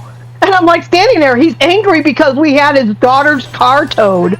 And obviously it wasn't us, it was the managers that did it. But he's standing there yelling at us and slamming on the glass. And I'm just standing there going, dude, Kenny, stop this. I know you, man. Act normal. What's wrong with you? Yeah, most of the time for us, like, the getting robbed thing wasn't, like, you know, someone pulling a gun and, like, saying, give me your money. It was more of, like, just coming, like, a bunch of people coming into the store, taking a bunch of beer, and then running out the door with it. Oh. So I live close to Detroit, so we were used to the gunpoint thing. So, before I tell this story, I wanna kind of make sure that, like, this isn't, like, I don't know. It's a gross story, and I want to, you know, just kind of understand, like, are you okay with, like, gross out stuff? Because otherwise, I won't tell it. Yeah, I'm okay with gross out stuff. I grew up in a horror family. All right, so, and I want to preface this with the guy that this happened to. Like, I'm not here to make fun of him. Like, I felt bad for him because the guy had a legitimate mental illness, but it was just a bad day for me. Is the point? So, the gas station I worked at was close to an assisted living center, so we had a lot of people that, you know, had various mental issues, or they were just old and they needed assistance with their day-to-day lives, but they still had autonomy and they were able to go places. So they'd come to our gas station a lot, and like I said, they were all really nice people. Some of them were a little not all there, but this guy, I can't remember his name. I'm just gonna call him Tom because that's a common name. So he would come into our gas station a lot, and he would always be really courteous and nice. He was a little bit paranoid. Like, sometimes if you were walking out there while he was on the cell phone, he would run off because he thought you were spying on him. But one day he came in, he asked to use the bathroom, which, you know, that's nothing abnormal. But he was in there for a really long time, and then eventually we just see him poke his head out of the bathroom, and he says, hey, can you call an ambulance for me? I had an episode. And I'm like, an episode of what? So we call an ambulance. They show up. Fire department shows up. Fire department goes in there, and as soon as they open the door, the entire store just begins to smell awful, and we don't know what the hell happened. And basically, the fire department starts to some of them look disgusted, some of them start laughing, and one of them just comes up and says, "You're gonna need a mop." And I was like, "Oh God, what happened?" And the guy, like, I feel bad for him. I don't know what happened, but essentially something possessed him, and he basically painted the walls in fecal matter. Oh. And basically all day I had to put coffee on, because like the smell of freshly brewed coffee was like the only thing that was strong enough to even somewhat overwhelm this smell. And in between customers, I had to go back there with a mop and a squeegee and clean this horrifying crime scene of a mess up. And ever since then, it's like, anytime my wife is like, hey, something wrong in the bathroom, like the toilet's clogged or something, like I can just, like nothing phases me anymore after that. And that was like, I just wanted to quit so bad. I had a similar problem at a job before, but it was a housekeeping job. I was a housekeeper at a hotel. Walked in and the bathroom was completely done in. I walked out and I'm like, I'm not cleaning that room. I just refused. I'm like, there's no way I'm doing that room. I can't handle it.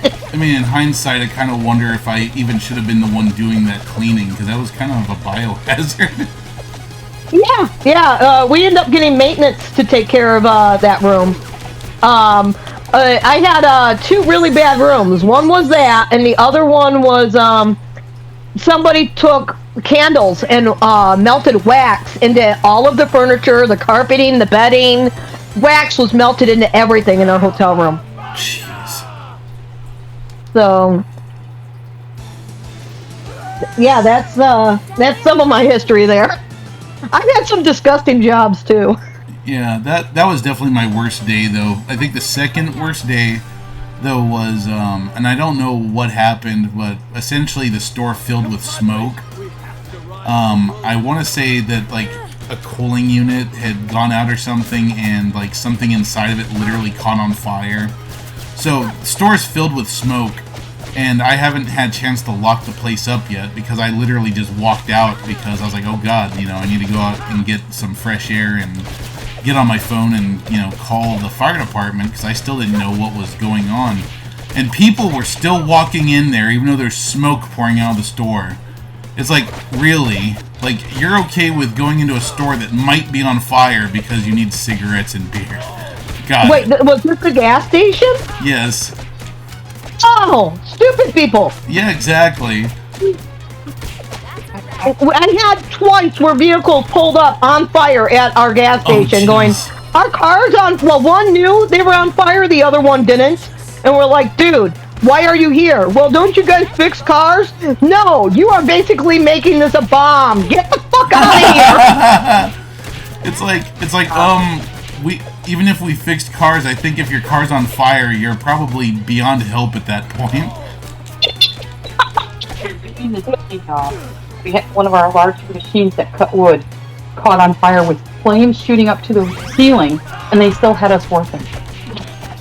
Yeah, that was the other thing, is that after that happened and I called the fire department, I got in trouble because it didn't end up being a fire. And they were just upset about how much money that I cost them by calling the fire department. And it's like, there's smoke pouring out of your store. What did you expect me to do? Like, I'm not an electrician. I'm not going to go in there and be like, this appears to be a problem with the air conditioner. This is where you're going, this is where we need to have the fire department check just in case. This is a safety hazard. Yeah, exactly. And then, like, there would be other times where it's like, someone would spill gas on the ground, and then you're supposed to call the fire department if it's beyond a certain number of gallons spilled on the ground. And, one time I called them and they're like, well, you didn't need to call them once again, and you cost us money. And it's like, well, what do you want me to do? Go out there with, like, a gallon milk jug and scoop up the gas and be like, oh, yep, that's 10 gallons. Better call the fire department. It's like, if I see if I see enough that, like, the parking lot is quickly turning into a swimming pool of, spicy water, I'm gonna call the fire department. Hold it down. Oh, there we go. It was just... I actually did that for you! Yay! Yay! Yeah, for some reason it was just delayed on my end and it looked like you stopped. I was like, wait, no, don't stop. I need your help. And then all of a sudden I was alive again. I got a unlock thing, so that was good. We got plenty of lives otherwise, though. I don't think we're going to run out before the game is over. And even if we did, it would just restart the level. Ooh! Bigfoot pizza time. Yeah, that was both of us. That's awesome. We needed that. I like that large. Now, my question is, why did the hot dog stand have pizza? I'm not going to complain. Yeah, I'm not it's either. Better than the hot dogs. It must be kind of like how like Taco Bell has, you know, Mexican pizza, and pizza, or Papa John's has, God, what is it they have? They have something that's like just doesn't seem like it belongs there, like a papadilla or something. I think it's like a pizza quesadilla or something. I don't go to Papa John's, so I don't know. Oh, should we pop the balloons? Yeah, we have to. I don't remember how we do this, though. Oh, we gotta smack them. Oh, so that's another story, actually. So, Candid Camsey here in chat, he, like, the last few times that we've, been over at his place for, like, meals and whatnot, he's been making those, pizza gyozas that they made in one of the... I don't remember if it's a Ninja In the 2012 Turtle series, yeah. Yeah. They are so good. Yeah, my friend Larry, he makes those. So he made me some before, but his are a little spicy for me. I don't like spicy food. Yeah, I don't think... I'm not a big spice. I don't think Cameron makes them spicy. But yeah, he makes those a lot. Those are delicious, Cameron. Thank you for making those. We've been having our D&D nights over at his place for a couple months now, so he's been making all kinds of yummy stuff for us.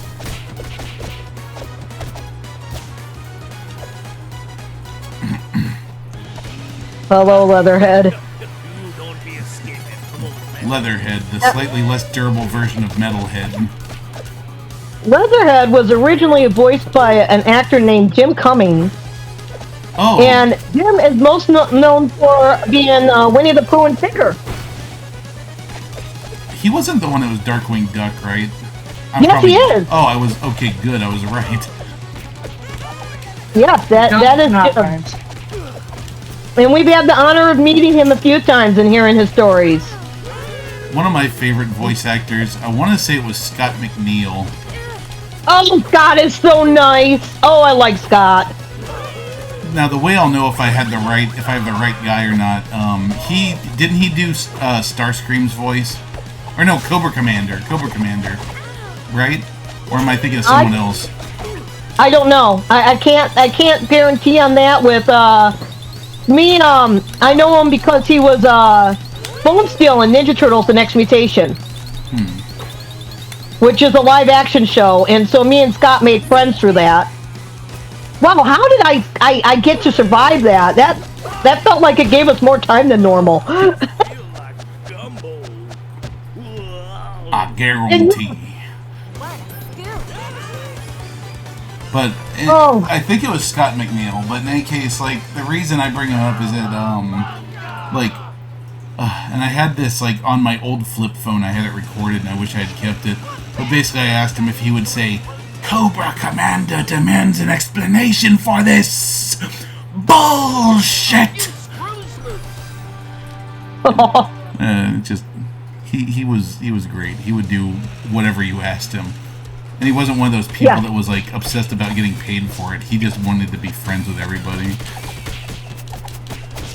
But yeah, Jim Cummings is cool too. With Scott, my first time meeting him was in 2004. And now, I got to visit the live-action set of The Next Mutation back in 1997. So I know quite a few of the actors from it. And so when I got to meet Scott, I brought my Bone Steel action figure to get it autographed. And he did this huge panel. It was him and one other voice actor. And they were up there introducing themselves, listing off all these different anime voices they've been, and just going over and over their voice list. And Scott finally mentions, and I didn't expect him to mention it, but he mentions Ninja Turtles: The Next Mutation. And I scream out, "Yay!" and hold up the Bone Steel figure. I'm all the way in the back of the room, and Scott's like, "Holy crap, is that an actual figure? Get up here, bring that up here, bring that up here." So I bring it up there, and he tells the story of how he had to take Playmates toys to court over this. Because they did not, they asked him if they could do a figure, and he said he'd have to be paid for his likeness, and then all of a sudden the toy came out, but he never got paid. Eesh. So I'm standing there as he's telling the story, and then the guy next to him goes, "My brother was in that series. He was one of the turtles." And I'm like, "Your brother was one of the turtles? Which turtle was your brother? And he goes, oh, I think Leonardo. And I look at him and he goes, Gabe, your brother? And he looks at me and he goes, how do you know Gabe? I'm like, I was on the set of the show. And then both at the same time go, you're her. And they made a big deal. They knew who I was. And we made friends at that point. So now anytime me and Scott catch up, we actually know each other. Sadly, Gabe has since passed away. But his brother, you would know him from Ed, and Eddie as Ed. No, as Eddie. Double D. Yeah, thank you, Mick. Double D. Are you okay? All three of Ed, and Eddie I've met. So it gets confusing. The only one of them that was an actual turtle is Ed, single D. He was Raphael's costume actor in Turtles 3, and he was Raph's voice for Ninja Turtles: The Next Mutation. I'm floating in midair. Okay, Yeah, I saw there that. I am. Like, because I killed the thing that was spinning you around while it was spinning you, so you were stuck in there for some reason.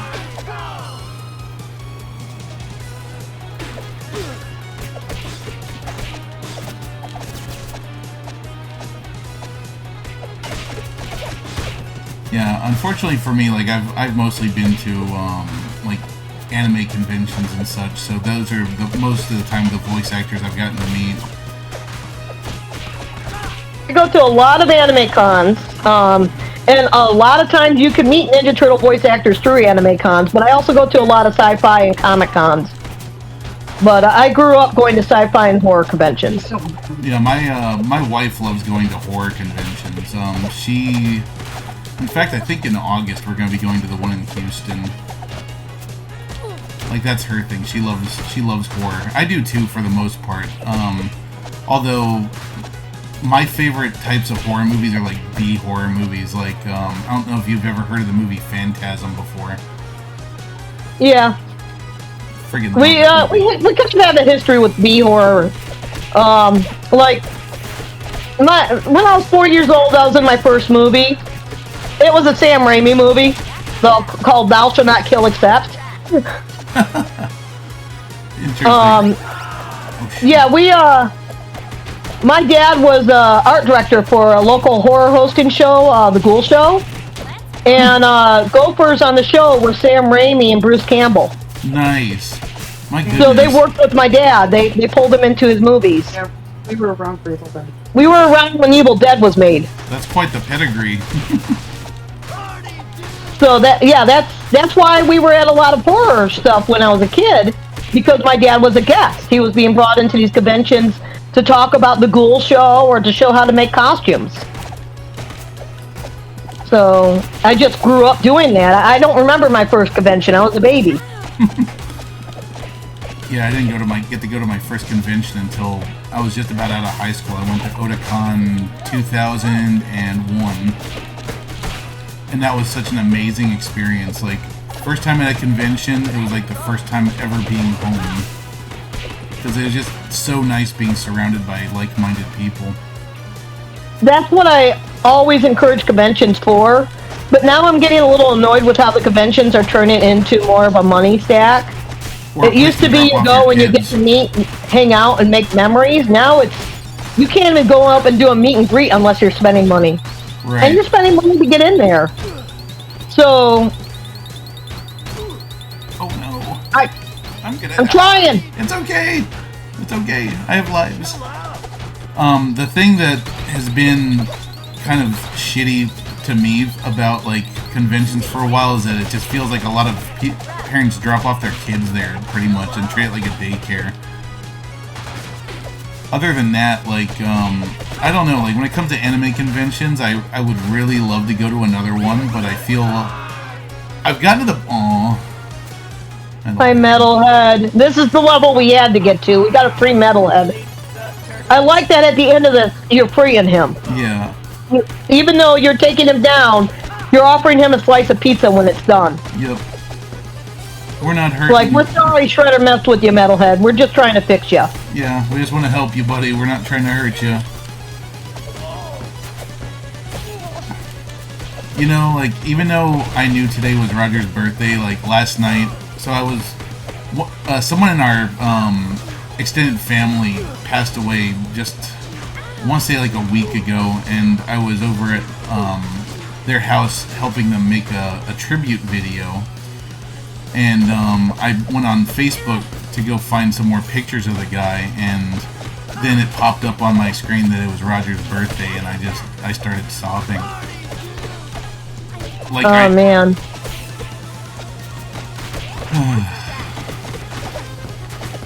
Yeah, I knew it was coming up, and then somebody tagged me in a post this morning, and then I was like, oh, I gotta take a picture and do something.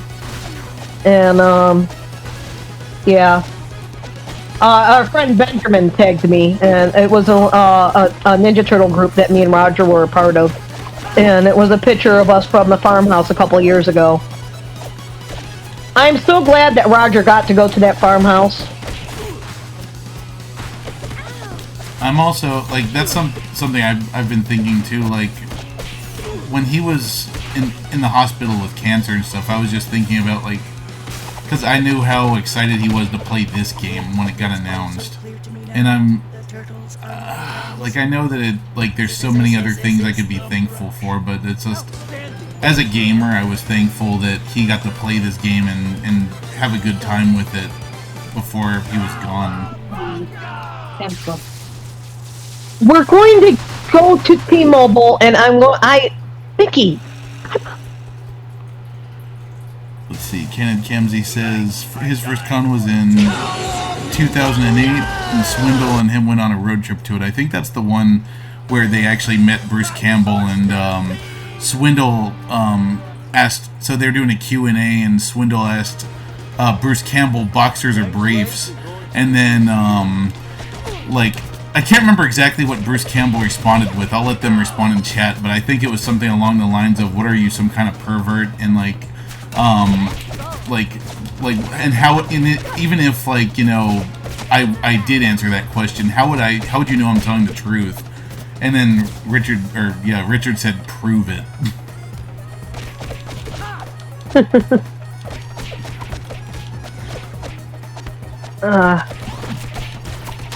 I can't say I knew Bruce or Sam. My dad knew him. And I went to try and say hello to Sam at Lexington Comic Con just to say, hey, I was in this movie of yours when I was 4, and I'm Dave Ivey's daughter. They wouldn't even let me in the line because I wasn't buying an autograph. Aw. Yep, just like you're saying, it's all about making a lousy buck these days. But then again, I want to say that at least that money goes to Bruce Campbell, right? Or is it the convention that pockets it gets divided between the agents, and they have a guarantee they're supposed to be able to make. But still, when you're paying to get into the convention, that's supposed to be paying for the experience. And it used to not be about getting the autograph to go into that line, because you're paying a lot of money just to be inside the building. Yep. And now they changed it to where it's all about the damn money. And then, you hear all the actors complaining that, well, this actor's getting this much more money than me in the autograph lines, so I should be charging more. And I'm like, dudes, every time you raise your prices, you lose a fan being able to go in your line, because those fans are now having to choose. It used to be $5 or $10 an autograph back when I was a kid. Now we're looking at some are over $120. That's pretty much exactly the reason why my friends stopped going to RTX. Rooster Teeth used to be it used to be a relatively small thing, and then when they got big, they started doing exactly that. Like, you would if you wanted autographs or you wanted to do a meet and greet, you had to pay ridiculous amounts of money, and then you get there, and then you sometimes don't even get to get the autograph of the person that you want, because it's full. So then you're just stuck with this voucher to get an autograph from someone that you can't even do it anymore. You have to just pick someone else. That sucks. Yeah. See, that's what I look at. I look at what people are actually going in who are on fixed incomes and stuff that can't afford to save up for autographs from every actor they want to that's going there. And it just depresses me. Conventions aren't as happy as they used to be. Anime cons, it used to be free autographs. Now, these paid autographs that sneak their way into anime cons. But you know, anime cons, the reason why they were free was because they were getting guest appearance fees instead of charging for the autographs. So they were still getting paid. Now they're double tapping. They want their guest appearance fee and they want to be able to charge for autographs. Agreed. So, yeah, it is a lot of that, and there are certain agents that really promote it. And so when people are coming to me saying, "Oh, they should be making more money," don't you agree? I don't agree, because a lot of these fans, this may be their only chance to meet them, and maybe they just want to go through the line to say thank you. Exactly. And if you can't go through the line to say thank you, then what's the point of going to the convention? By the way, when you get that pizza that has the infinity sign on, just mash the X button so you'll do your super over and over again until it runs out. Oh, okay. Oh, he got sucked in there.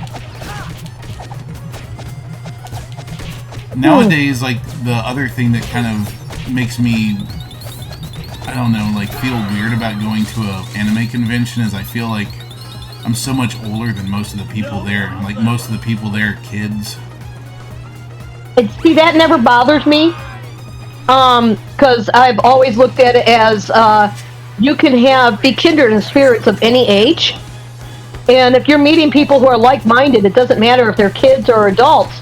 And I'm glad, because every now and then I still meet other adults who are older than me that still go.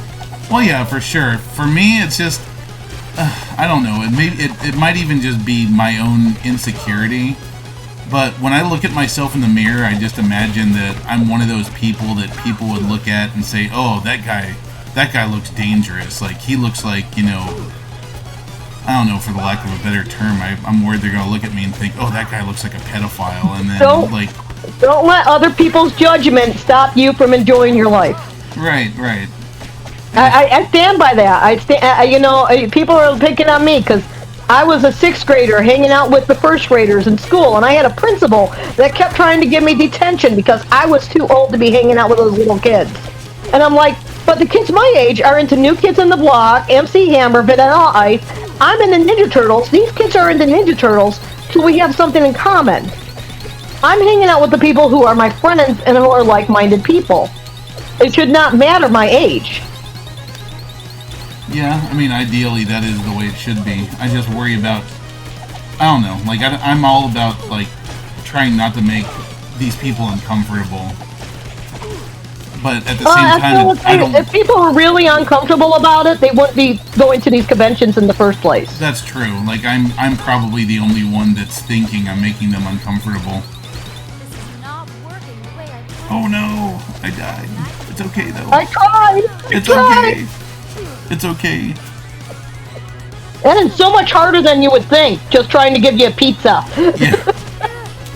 Like, I'm trying to give you them. It's like trying to feed a snake. It's like, no, it's not the right slice. I don't want it.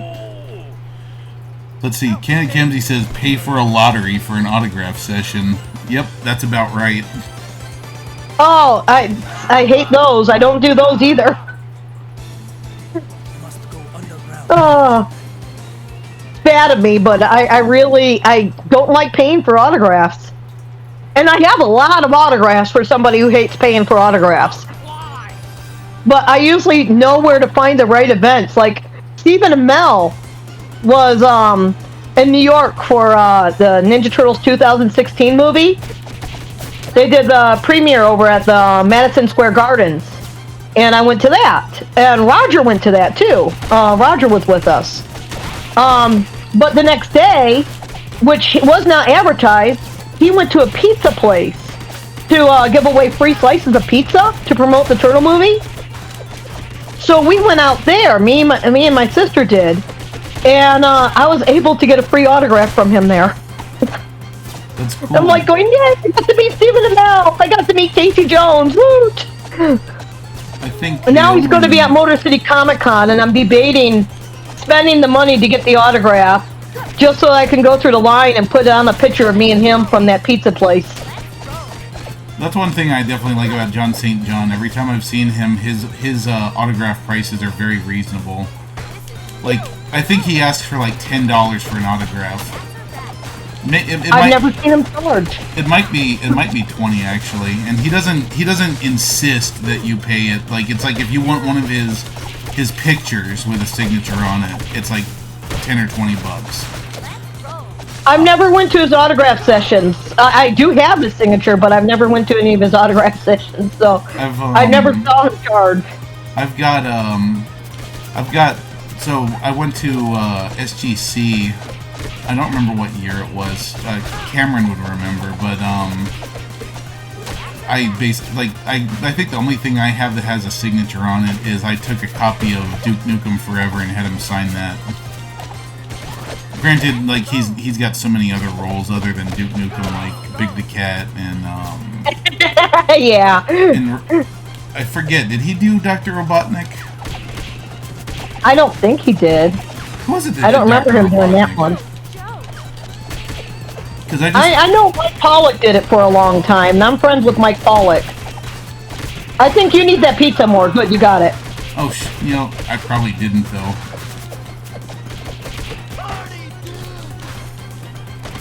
Cameron, I know you know. Who did Dr. Robotnik's voice? Because I could have sworn. Because I could have sworn. And what version are you talking about? I mean, Sounded it was Mike Pollock who did Dr. Robotnik. Like, did he do the same, like both of them, or did he did this? Because I feel like the Saturday morning cartoon and the other one, no, had different voice actors. I thought Sonic X didn't come out till like 2003, and that's when he became Dr. Robotnik, and then he held that gig for many years till recently. Yeah, in this case, I'm referring more to the Saturday morning cartoon show of the 90s. Oh, Saturday AM was I don't know who that was. That was Jim Cummings. Okay, so that makes sense because I remember, because I was trying to remember if it was John St. John or him who had done the thing where he basically did like a mashup of Winnie the Pooh and Dr. Robotnik, and it was hilarious, and it makes sense it would be Jim Cummings since he was Winnie the Pooh. Oh, bother. Can't move! Damn things! Voice acting is something I always wanted to get into. Uh-oh. I mean, I love doing voices, but, not professionally trained, so wouldn't call myself a voice actor. By the way, I wanted to say, is that, like, the artwork on your Facebook page, that's yours, right? A lot of the artwork that goes up, like the stuff I post, yeah, is my artwork. Yeah, I just wanted to say it's really nice. Well, thank you.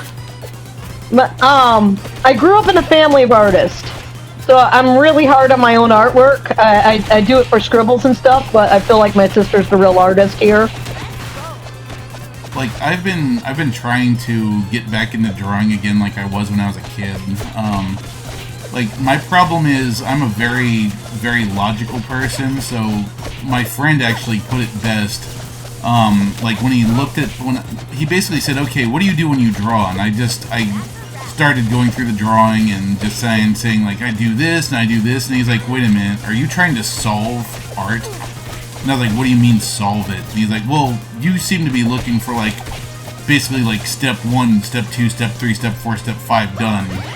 And then he's just like, you can't do that. Like, art isn't something you solve, it's just something you do it enough that you get good at it. Like, you practice, you become good at it. It's not necessarily about knowledge, it's about, like, you just draw what you see and eventually you start to see the patterns. But if you go in there and you're trying to say, like, okay, so, to draw a torso, I need to draw a circle, and I need to draw another circle, and then I need to make it this wide based on the other circle, etc. Like, that's not a good way to learn art. So I've been trying lately to do exactly that. I've been trying to draw from life to try to finally get something that resembles a good drawing.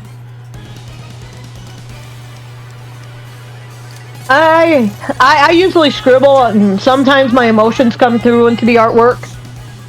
And then there's times where you're trying to have things planned out, and that's when I usually have a harder time. Like when I was As a I kid, mentioned before, my sister's she's a professional artist type thing. Like she's done stuff for Disney, and I'm working on my own book series right now, and I'm trying to get her to do my cover for my book because I don't like my artwork that much. I saw the stuff about your book. Yeah, I'm working on this Alien series that I created back in 1991, and I spent a lot of my time working on that.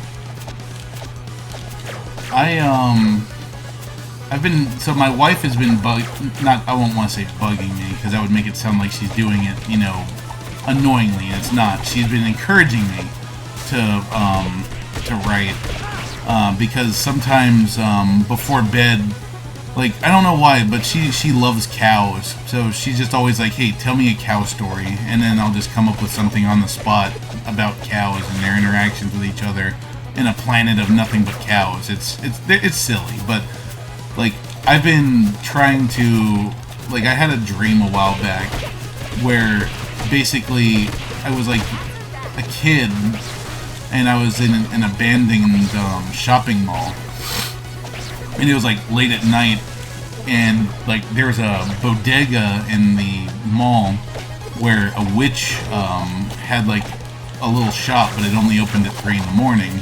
And basically, if she appears to you, like she'll basically give you like a snack or a magazine or something, and it doesn't seem like it at the time, but it gives you what you need. And basically, what happens is the character in the story just buys a bottle of water. So when he drinks the water, though, he basically goes to sleep that night, and then he has a dream where he basically is in another world where he meets a witch. And basically, long story short, when he wakes up again, which it feels like it's like a year later, like he's been in there that long, and he's made a really meaningful relationship with this little girl witch, which is she's the same age he is. And so he goes back to the bodega and says, hey, I need more of that water because I want to go see my friend. And then she tells him, I'm sorry, but the bottle of water, like one bottle of water will take you to one place and you can never go back once the water's gone. So he goes home and he fishes the bottle out of the trash and sees that it has just a few drops left in it. And he basically keeps it until like he's an old man on his deathbed, and then he drinks the last drop, and then he dies, and then he basically ends up there with his friend forever. Sorry, I know that was a long story. Okay. I don't know why info dumped like that. You didn't ask for that. Well, with cows, does your wife like the Cowboys of Moo Mesa at all? Say that again. Oh, the Cowboys of Moo Mesa. No, I don't believe she remembers that show. Actually, she might. Now that I think about it. Ryan Brown, the creator of that, was one of the Ninja Turtle artists, and he's a friend of mine. Oh, what is it, Swindle? Swindle's like spamming in chat. Mike. It's like, what? By the way, Richard, remember you're in Discord. You're on the call. Like you could literally just unmute Discord and say a thing. Yeah, feel free to join us. He's getting an MP5. Yeah, Richard's a gun enthusiast, by the way. Oh, okay. Not my cup of tea, but it makes him happy. To each their own. I've never been a gun person. I've always liked stuff like the Chucks and the Bow Staff.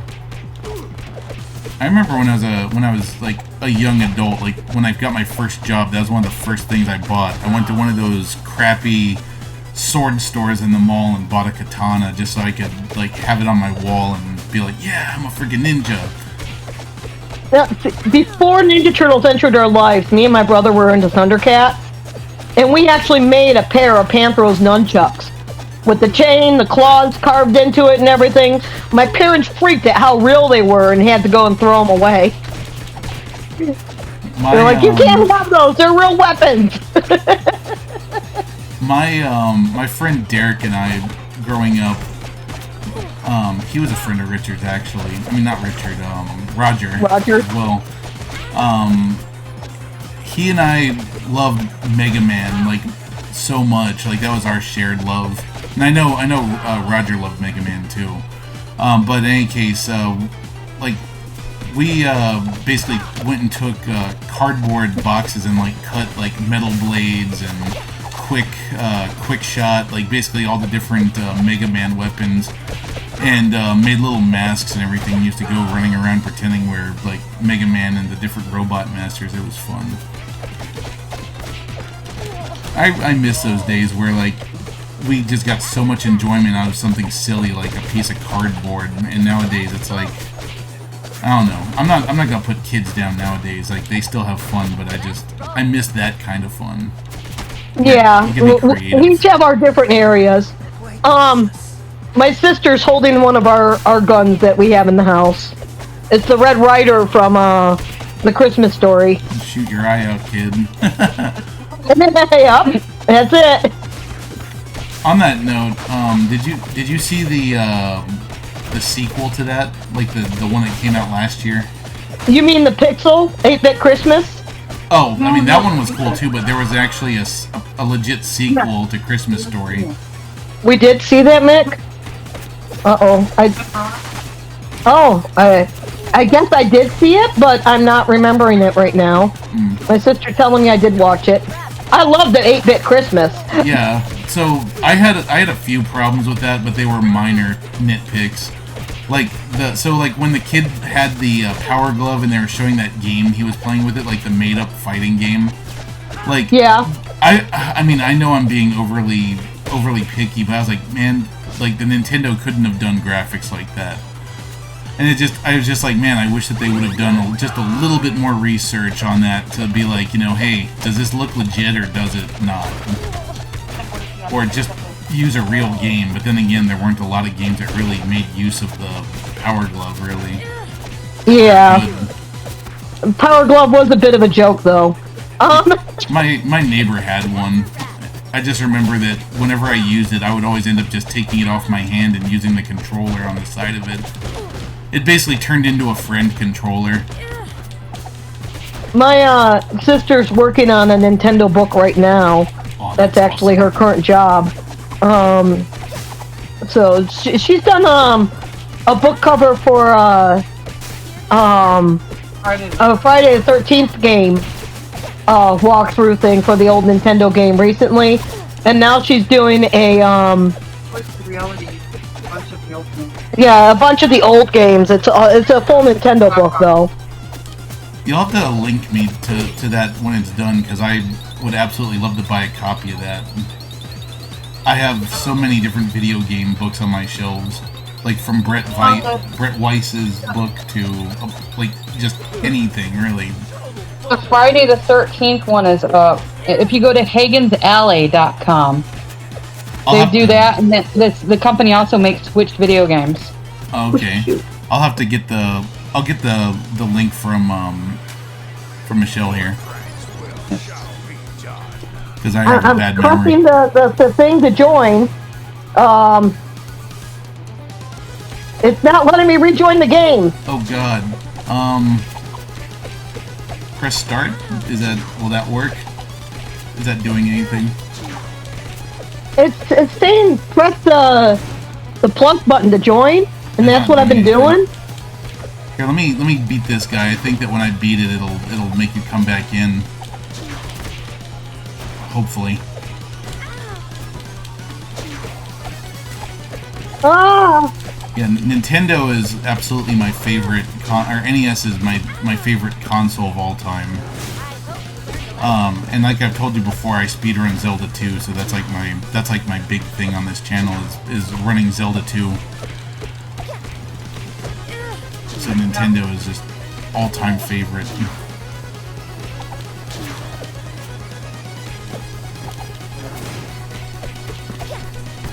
The games might be difficult, but they're a blast. And they did so much with so little.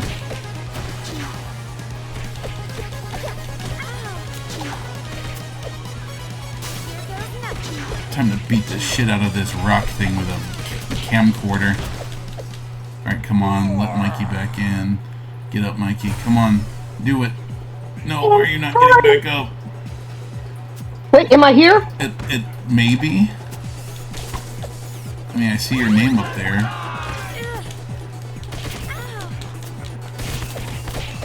Like, it's not saying game over now. Is there something up there for you? Like, does it just show your name like it does on my screen? It says to join. Press the plus button. I'm pressing the plus button, but it's not. It's just showing me the. Because I think that's like in that third section there. That's like if you plugged in another controller, more people could join that way. Because it's acting like.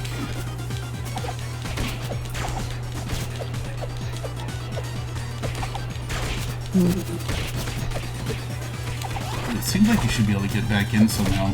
Let me. Oh, I'm shit. trying. Can I not pause?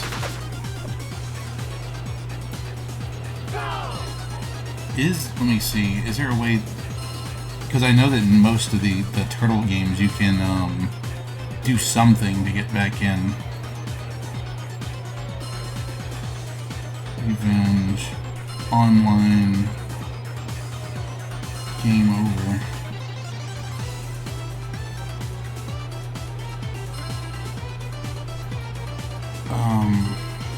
How to rejoin?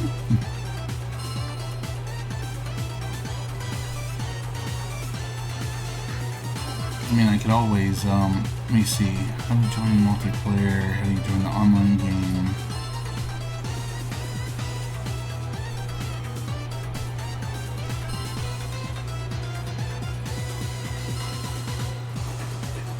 Because I'm assuming you've pretty much pressed every single button. I have tried every single button on this thing. Maybe if I purposely have my character die multiple times, but I've got 4 lives. Yeah, don't kill yourself just because of me. I mean, like I said, we can play. I'll keep fighting. I'll keep trying to figure out how to get back in. Does anybody in chat know by chance? Oh, hey, Chalu Paul. Good to see you. But anyone that's played this game, do you happen to know if there's a way when you're doing online multiplayer to get back in or borrow continues or whatever, like you could in a Konami game? Aw, there's even a double pizza here, and I have no one to eat it with. Sad face.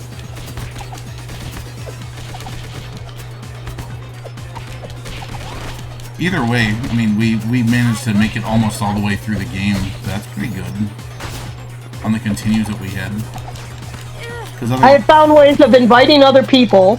I was gonna say, hypothetically speaking, if you plugged in another controller or grabbed the other Joy-Con or whatever, you could probably press start on it and connect through that with a different character. Maybe Master Splinter or something.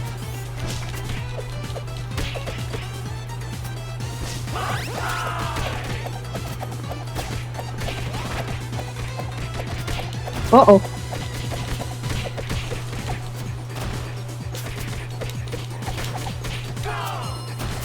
Otherwise, like I said, I'm willing to switch over to Cowabunga Collection and we can play something on there. Because my stream's got about just a little less than an hour left. Ah, Chrome Dome. That was one of my favorite toys. Like, when I first saw him, he was just so freaking shiny. The Planet of the Turtleoids episode. It was definitely one of those shows where they just kept on introducing more new characters because it's like, ooh, we need to sell more toys. But I was okay with that. Playmates played a huge part in that, so yeah. I have to say, like, I'm sure you've seen it. You have to have that show, The Toys That Made Us. Well, I'm in it, so yeah, I better have seen it. God damn it, you're right. Like, I'm in that, and I'm in the Turtle Power documentary. And I'm on the season 7 of the original cartoon series DVD bonus features. I'm so sorry. I don't know how I freaking forgot that. They came to my house in May 2018 to do that little bit of an interview. And my interview was about the Coming Out of the Shells tour, which ended up being cut from their story. Instead, they followed a fake story about reuniting Eastman and Laird when Eastman and Laird reunion was done in 2014, and the Turtle Power documentary actually caught that. So when you're following their reunion and the Toys That Made Us, that's not their real reunion. I kind of figured that would be the case, but I was just gonna say, like, I seem to remember the show basically saying stuff like that when they were doing interviews, saying that, you know, we had to make these new characters to sell toys. But I think that was more in the He-Man episode that they were talking about that. No, that's not. That happened with Turtles as well. I kind of figured they had to make not just characters, but vehicles are made because of that too. A lot of the Ninja Turtle vehicles for each of the TV series are made to make sure that there's new toys to be sold. Makes sense. So, I hear that from them while they're working on the shows too. I mean, the guys at Nickelodeon talk about it with me these days. So, but yeah, the original cartoon series, the first 5 episodes were paid for by Playmates Toys. So because of that, Playmates Toys has a big thing in saying, hey, you got to create characters so that we can have toys to sell. But I really do enjoy those behind the scenes documentaries and stuff where they talk about like what it was like making the toys. Like my favorite episode is absolutely the one with like He-Man. Like just the especially just how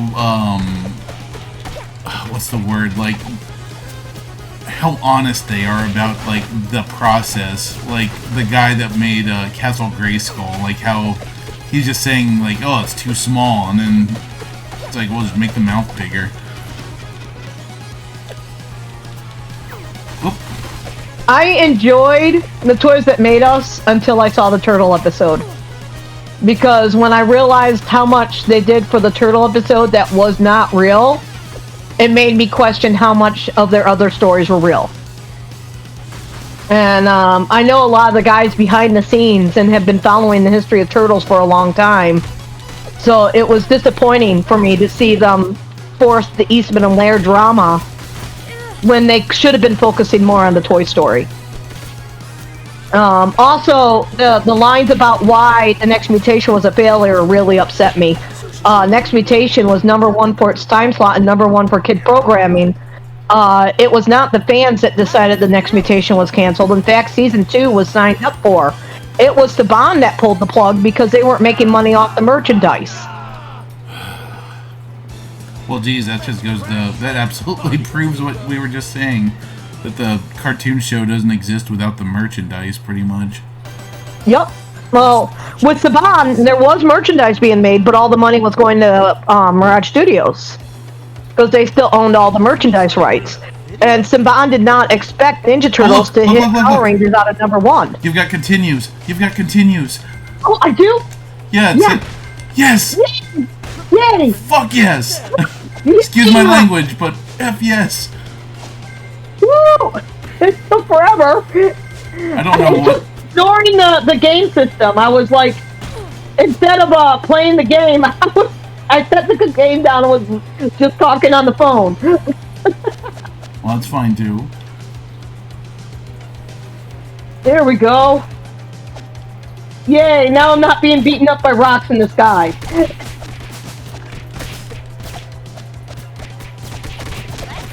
I haven't played these advanced levels in a while. I beat the game and then I'm going through and trying to beat like all the little challenges for each floor.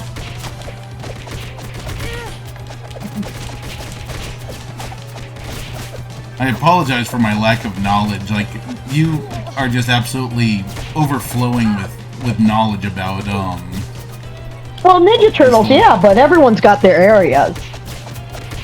And that's only because I spent years studying nothing but Ninja Turtles. My teachers hated me for it.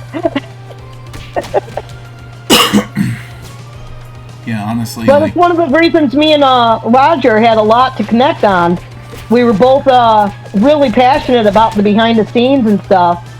And I was able to help him meet some of the people who worked on Turtles at New York. We'd hang out with them. One time, I took him out for dinner. We went over to Heartland Brewery and over off of the bus terminal. Fine. Remember the name of the bus station? Port Authority. That's it. And we met up with a friend of mine named Scott, and we're hanging out. And as we're hanging out, Roger realized who Scott is. Scott is the voice of Baxter Stockman from the 2003 series. Completely shocked him. He didn't even know he was meeting up with a voice actor for dinner. That's amazing. And you know, his last time in New York, he didn't get to go to New York City Comic Con because he couldn't get vaccinated. So we were in, he came to New York and we were hanging out outside of the convention together, but he had to catch a bus. And, we go to meet up with him at the bus station. Oh, hang on. I'm already dead again. Hold on. Oh, shoot. There I am. I was gonna say, there must be a lot of lag, because it still had 6 up when I tried to get you up, and then I tried to get you up, and I was like, oh no, they're already dead. No, but, we were meeting Roger at the bus to say goodbye to him, and what he didn't know is we got it so Scott was meeting us at the bus too. So his very last time in the city, he got to see Scott one more time. Honestly, as far as like meeting people goes, I think that my dream is to meet John Romero and John Carmack. Like they're my 2 biggest influences in life. See, now I don't know who they are. They're the developers that created games such as Commander Keen, Doom, Wolfenstein 3D, Quake. Okay. Like when I was in high school, the book Masters of Doom, which is basically their biographical story about how they created those games, was like my inspiration to become a software developer. And Cool. meeting them would be really cool if I could ever pull it off. But so far, like unfortunately, John Romero is now I believe he's in Ireland. Like his Romero Games is now located there, so chances of getting to meet him, except if he comes to like a convention or something, are slim to none. Oh shoot! That made a boulder come out. Of course, lately,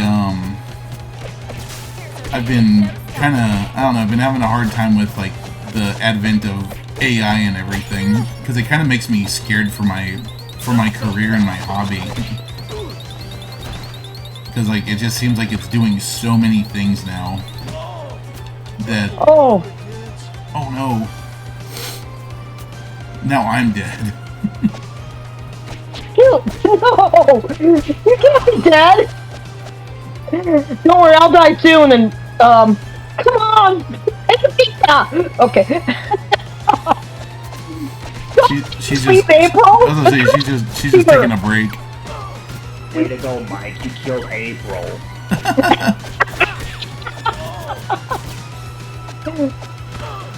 There's this one YouTube channel called I think it's Djibouti Dubs, and they did a Ninja Turtles like basically just a joke dub of it, and it makes me laugh so much because basically throughout the thing the running gag is people keep on calling them frogs.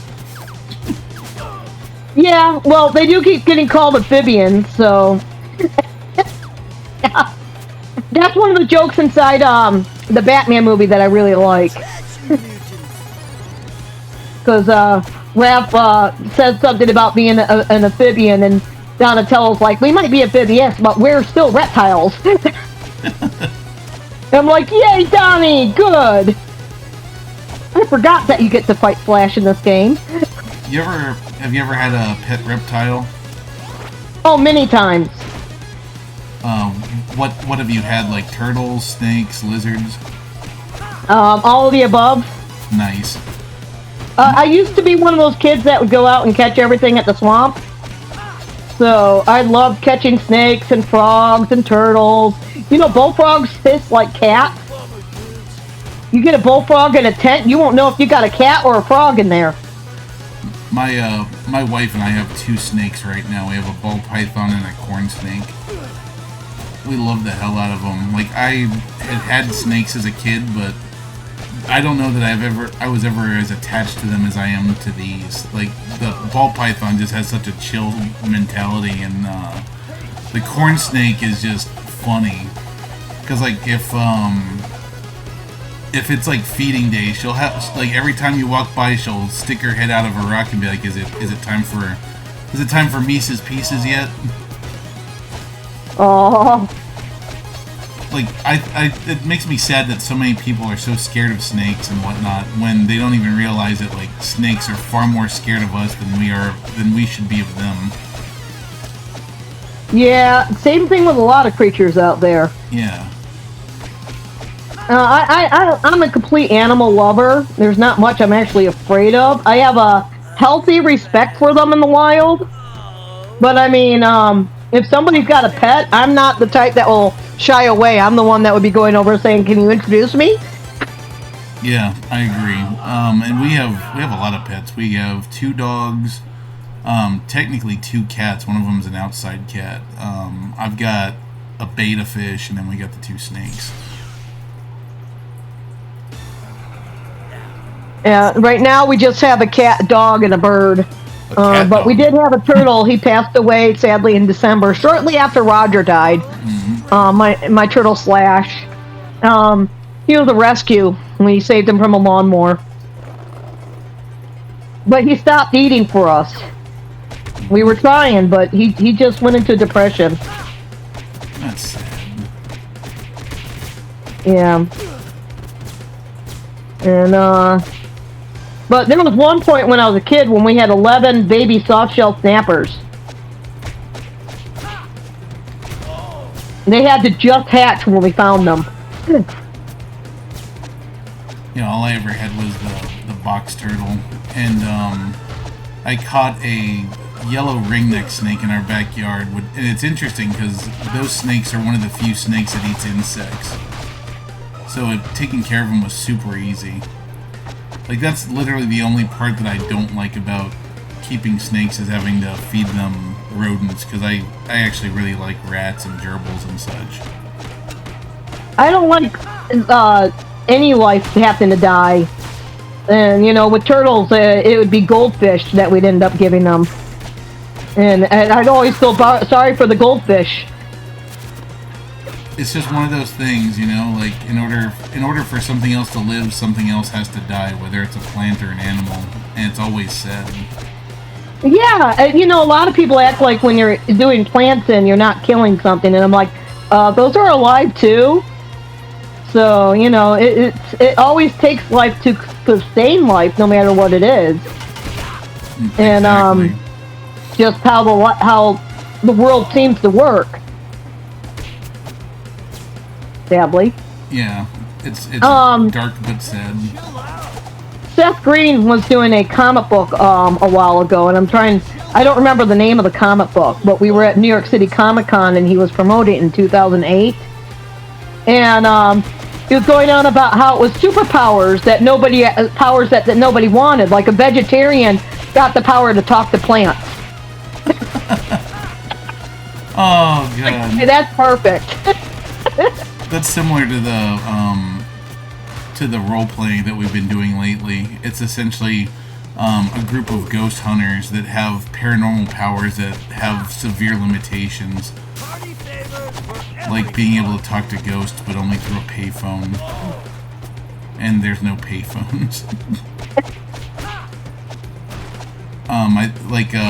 I don't think he's on watching right now because I think he's actually getting ready for his dad's funeral. But Jaime, who's on here usually, he's his character can see ghosts, but only if he has a nosebleed. Oh, okay. God, what else?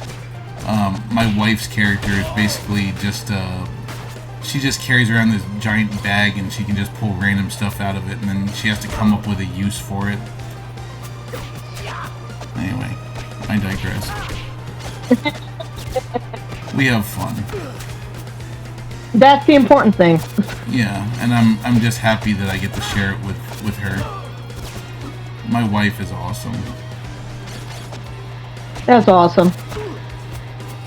Granted, our hobbies don't always align. She's all about camping and outdoorsy stuff, and I'm more of a homebody. But you know, we what's the word? Compromise. Like, I do something she wants, she'll do something I want. Yeah. That's what it's all about. And besides that, I wouldn't want to be married to someone that's a mirror clone of myself. That'd be boring. Right. You get to experience more when you do the compromising. Exactly. Like, I grew up in a family that does a lot of camping, so I'm used to the outdoorsy stuff, but I am more of a homebody myself. There was a pizza in there. Good. God. Like, usually I just say, like, hey, you know, I'll go camping, but I'm gonna bring my laptop so I can work on my projects while I'm out there. I think the hardest part of camping for me is sleeping. Like, I can just never get comfortable. I can sleep just about anywhere. I mean, a lot of times on my road trips, I'm sleeping in the front seat of my car. So we'll stop at rest areas and sleep in the rest areas instead of getting hotels along the way.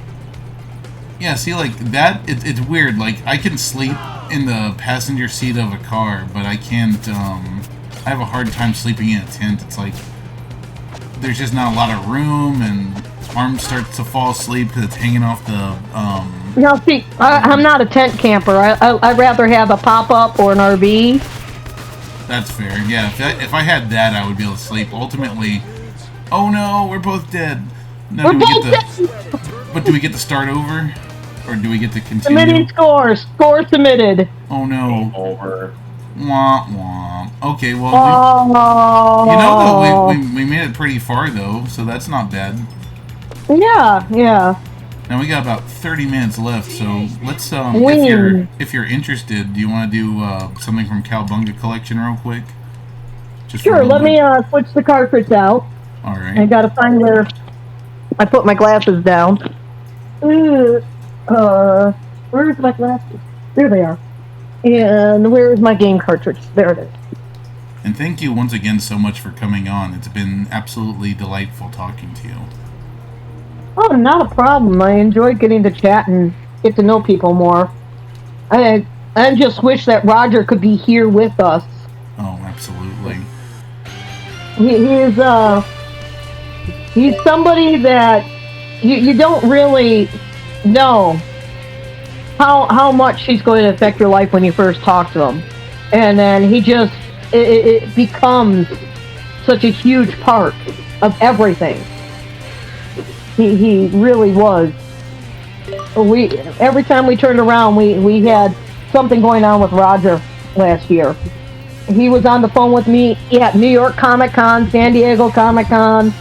Every time I was doing an event, I had him on the phone. And I was sending him photos the entire conventions. I was sending him live video feeds, making sure that he was part of it. Okay, I got that on there, and it looks like I'm getting an invite from you. Yep. So I am. I'm pretty sure I told you the story about how Roger and I met, right? I mean, I believe you did back when we first started chatting in Discord. Oh, hey, Camsy's on the public couch too. How you doing, sir? I'm doing good. Can you hear me okay? Yeah, you're a little quiet, but I can always kick the volume of Discord up. Actually, no, I can't. But I can hear you okay. I can always turn the game volume down a little bit so that you're a little more audible.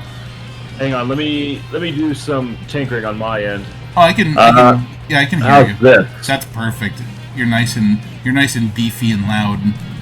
Oh no. Okay. I think I just accidentally started the game and I didn't mean to start it yet. I was doing some tests and my mic was coming in and out, so I want to make sure that you can hear me clearly. Yeah, so let me introduce I'm you. joining the lobby. Oh, sorry, hold on. I'm starting it over again. I think I accidentally started the game. It was my fault. I did that. No, you didn't. So, this is my buddy, Canon Camsey, aka Cameron. Hello. Hello. He's one of our best friends and partners in crime. We first met him at a convention, actually. He was dressed as Dr. Robotnik. That was 11 years ago. Wow. How time flies. It does. Back when I was, I went through the trouble of putting on a bald cap instead of shaving my head. And now we just shave heads. And now I can just shave my head, yeah. You kind of broke me out of my shell on that one, no pun intended. Ha ha ha. Oh, by the way, I'm not Twitter seeing wants the you to know. invite. Oh, I'm Twitter saying... wants you to know that he's getting an MP5, okay? Okay. I saw. I sent you another invite. Okay. Hey, Camsey, do you have Cowabunga collection? I do, but on my PS5, unfortunately. Aww. But I'm watching you, so... You're killing me, Smalls. You're killing me, Smalls. I'm probably going to do Sorry. pathetic on this because I've been horrible at these old school games on the Switch for some odd reason. Yeah, that's all good. No sweat. So I have a nerve condition, just letting people know. I know that Mike knows about this, but I have but the nerves in my right arm have been fried by a machine back in 2004. And it's known as chronic regional pain syndrome, so it actually hurts me to button smash, but I still do games from time to time because you can't give up on what you enjoy. True. Now that's dedication. Yeah. Just don't play Mario Party. Alright, did you get the invite? Which one? I got the invite. It says I'm joining a lobby. Oh, good. There you are. Okay, I'm in the lobby. Alright, let's do this. Alright. Okay, which I'm gonna be Leonardo. You know what? For these old school games, I'm going with Donatello. Nice. We're going old arcade. Yep. Yay! I love this game. There's still here in San Antonio, well, not in San Antonio, in Austin, there's a place called Pinballs that still has, I think you have to press start. There's a place. It's not letting me. That's weird. Because when I press Did start, you press start yet? Yeah, when I press start, it gives me credits. The plus button. There you go. Just mash it and give yourself a crap ton of credits. We're gonna pretend we're rich. Max it out. We're rich kids in the 80s. All for the quarters. I just put my mom's whole paycheck into this game. I was honestly thinking about making that a redeemable sound, just someone going cow cow cow cow cow cowabunga. Yeah, exactly. When this game was out, I was the Detroit Turtle, and movie theaters had the arcade up, and I get to play the game as Michelangelo with all these kids around me. I think, yeah, there you go. Like, I remember the first time I saw this game, it was, that same guy, Derek, it was his birthday, and he had a birthday at, Chuck E. Cheese. I almost called it Chuck E. Fried Chicken for some reason. Chuck E. Cheese, and, God, I just remember, like, how insane the line for this game was. And then when I saw it was coming to Nintendo, like, I nearly shit myself. Different than the actual arcade. Yeah. And the other thing that was, like, just so magical about that, the Nintendo one was the fact that it came with the coupon for the free personal pan pizza. Like, oh, yeah. I wish that they would have done that with, actually, did they do that with Shredder's Revenge? If they didn't, they missed out on a good opportunity there. They didn't, unfortunately. Because, I mean, the pizza boxes in the NES game actually said Pizza Hut on them. Yup. But I played that game all Christmas morning. Like, it was just so incredible being able to play that, even though it didn't look this good, obviously. Well, now you have the arcade one-up cab in your den. Yeah. In fact, that's another thing Cameron's known for. Like he actually got me the arcade one-up cabinet for Christmas, which was an incredible gift. Well, him and my wife, I think, split. I was gonna say, don't give me all the credit. It was we actually split ways and decided to get that for you for your birthday.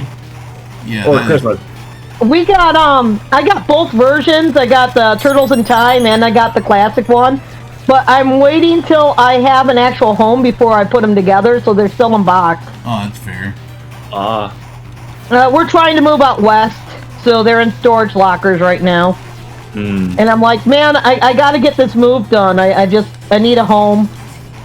Well, I haven't felt like I've had a home since 2014, so it's been a while. Yeah, my arcade one-up cabinet's got a little dusty, unfortunately, because we just recently had foundation work done. So getting all the dust out of those machines was kind of annoying. Oh, man. I want to get my hands on the original full-size arcade machines, though. That, and I want the pinball machines. Oh, no. Stop. No. I just like the sewers, that's all. You just want to go home, that's all, right? Yeah, I want the one that hangs on the wall. I don't have that one yet. Toka does. I think I've told you this story before. I don't know if I've told Chat this story before, but when I was a kid, I couldn't afford to have the actual sewer playset. So I just took like a box that a VCR came in and just like drew on the walls of it and made my own sewer playset. Aww. I've been taking pictures of the NECA toys in the old sewer playset lately. But, yeah. We did make some of our We did a lot of our own playsets for stuff, but we made them out of foam rubber. Our dad was very creative.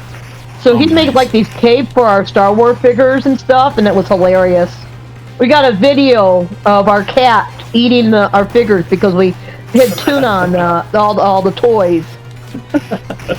I remember I always used to take like if there was a toy I had that had a a removable costume on, I always used to like go and dress up another toy with it. And I seem to remember doing that with the Teenage Mutant Ninja Turtles 3 toys. Like I can't remember, did the April O'Neil toy come with like interchangeable clothes, or am I imagining that? You're imagining that. Damn. What the hell was it then? I think the one you're referring to was when April would turn into a cat. You would swap heads on a backpack that she would have. I remember having that one. You could also change her hands and her feet to look more like I say, a cat. And her tail would come out. The Catwoman from Channel 6. I thought that was cool. I will say this, the one thing I really loved about the Teenage Mutant Ninja Turtles 3 toys was those little, like, I can't remember what they were called, but it's the thing that let them do the time traveling, the things that basically... Oh, the Scepter! Yeah, they look like a lantern on a stick. And I also really loved those horses that they had, like the armored horses. Yeah, that came with the Rebel and also the Warrior. There was two of them. Yeah, I had both of those. I loved those. I used to have all my toys riding on the horses.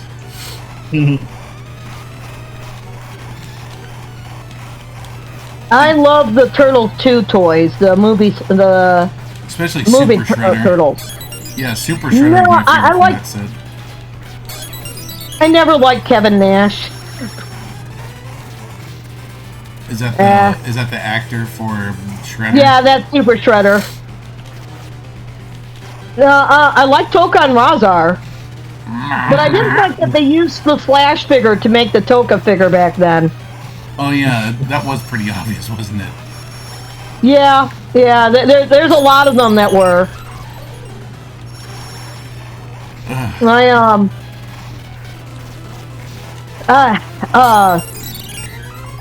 I just remember how silly like Shredder sounded when he was falling off the building. Just that. Like, yeah, exactly.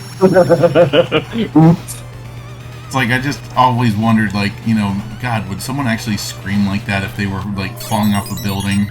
I think. Well, he made that same noise when he was charging at Splinter. I think if I ever like fall fall to my death off a building, I'm gonna like just be like, oh, you know what? I might as well have fun with it and just make that sound on my way down. Oh yeah, or the classic Goofy. Gosh. I got to do the Goofy laugh with Goofy. Phil Farmer. He was did a Talking Tunes live event that we went to. Man, I think at this point, like if I ask you, hey, have you ever talked to this person? It'd probably be easier just to say, who haven't you talked to? Well, you know, there was the talk earlier of game people that I didn't know anything about, so. Fair enough. No, but like, seriously, as I said, everyone has their areas. But I have a lot of weird ones, all with media stuff usually. Yeah, but that's so impressive, though. Like, what a life you've lived. We go to a lot of events, and we don't know why, but we end up in the unique adventures, and we catch their attention even when we're not trying to. Oh no! Oh, somebody we joined. Oh, we got a joiner. Yeah, Rando joined. Figment 988. Awesome! We got a Michelangelo. I'm excited. Heck yeah! And he just took the pizza, even though he didn't need it. The only drawback is the more turtles are on screen, the difficulty scaling goes way up. Oh yeah. So at least I know that from the original arcade game. I don't know why this reminded me of this, but so, like, Cameron, you remember the website Something Awful, right? Of course. So they once had this Photoshop Friday thing where they basically said like create a video game cover from a classic game, but change the name of it. And I remember that somebody changed the cover of the Turtles arcade game to say, "God damn it, you asshole! I needed the pizza more than you." The game. That's right. They're not wrong.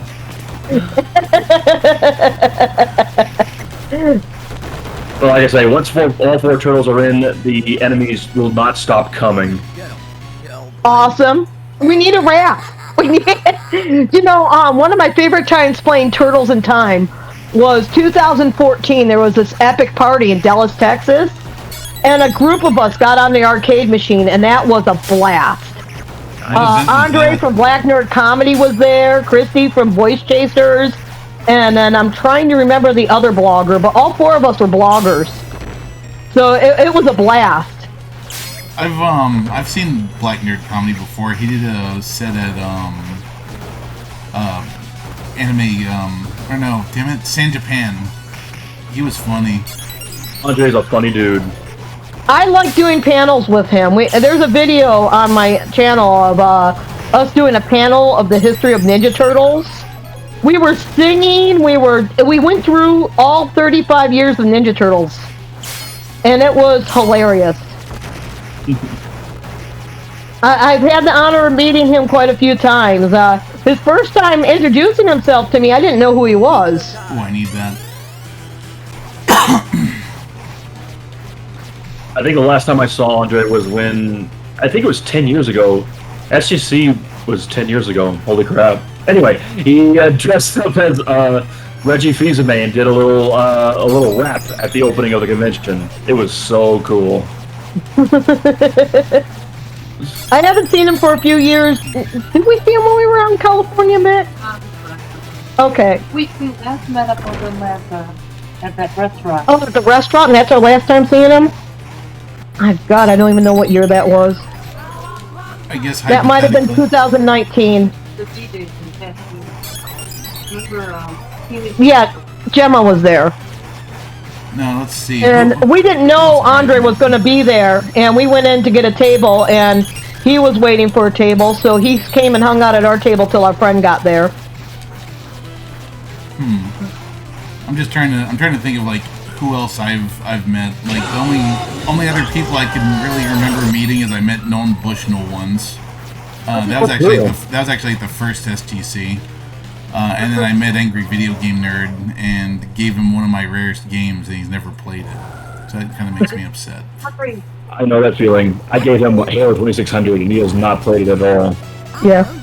Yeah, I gave him Popful Mail for the Sega CD, and he's never touched it.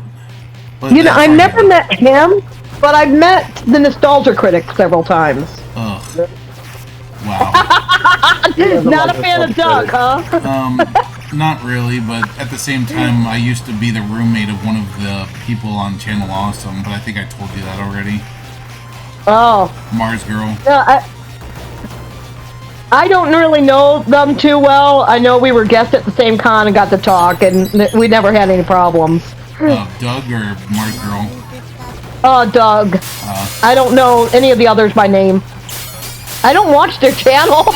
Yeah, I mean, I'm unfortunately not friends with Mars Girl anymore. She unfriended me because I dared to play Hogwarts Legacy. I mean, Hey, what? Unfriended you for playing a game? Yeah, so I want to make it clear that I'm absolutely a trans advocate. But like, yeah, I really like Harry Potter. Like, it's a fond part of my childhood, and I wanted to play the game. And like, when they found out I played it, they're like, "We can't be friends anymore." And I was like, "Oh, okay, I'm sorry." Alright, you We got your got Raph. Turtle. Raph is here. Real deal. Yay, we got 4 peoples. Real deal. Real travel.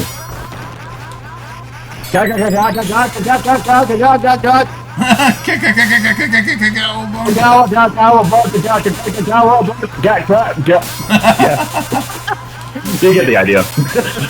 We have fun on this channel. Trying to have that pizza. God. Oh, No, I missed out on it. it's because we're not close enough to. We're not. We have. Mikey is like fighting all the way on the other edge and did not give me a chance Here. to get a pizza. Go get it. Mikey, what are you doing? Come over here. Join us, Mikey. There we go. Grab it. Oh no.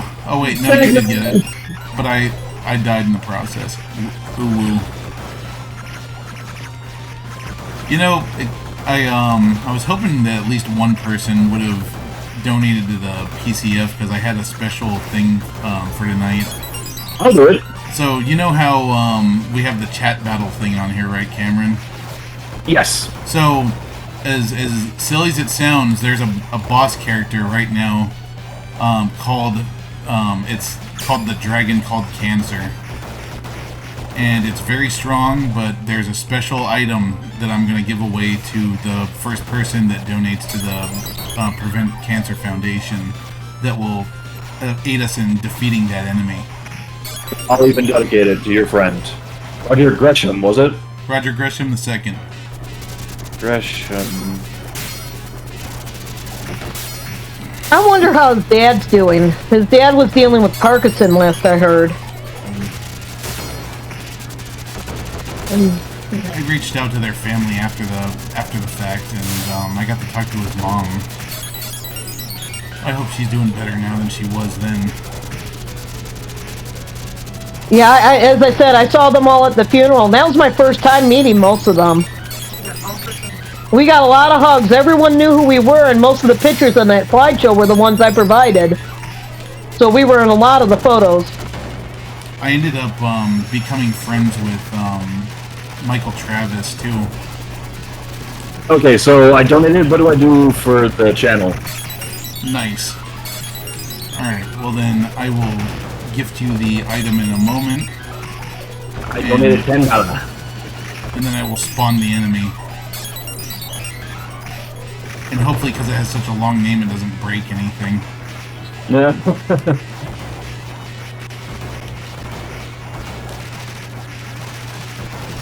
Yeah, Wow, this is... So since my passion is computer programming, pretty much everything that's on my Twitch channel, software-wise, was designed by me. The overlays, the bot, everything. That's cool. And there's I have to go check out your Twitch channel at some point. I haven't been able to tonight. Red. Let's see, can I do this quickly? Gift. Oh, I need a drink. Gift metal heads. Or metal heads. I don't know. Thirsty. To Cannon Kenzie. Yeah. I think that's the right Air Force. name. Oh, whoops. I think it doesn't have an S in it. Metalhead Fist? Yeah, it's Metalhead Fist. I need to do that. Everyone's picking on you. Yeah, it's because I'm just standing there. Well, Figment held us up a little bit, so you know what? You deserve it. Alright, thank you, Mikey. Now you gotta go equip it. I don't know if you remember how to do that.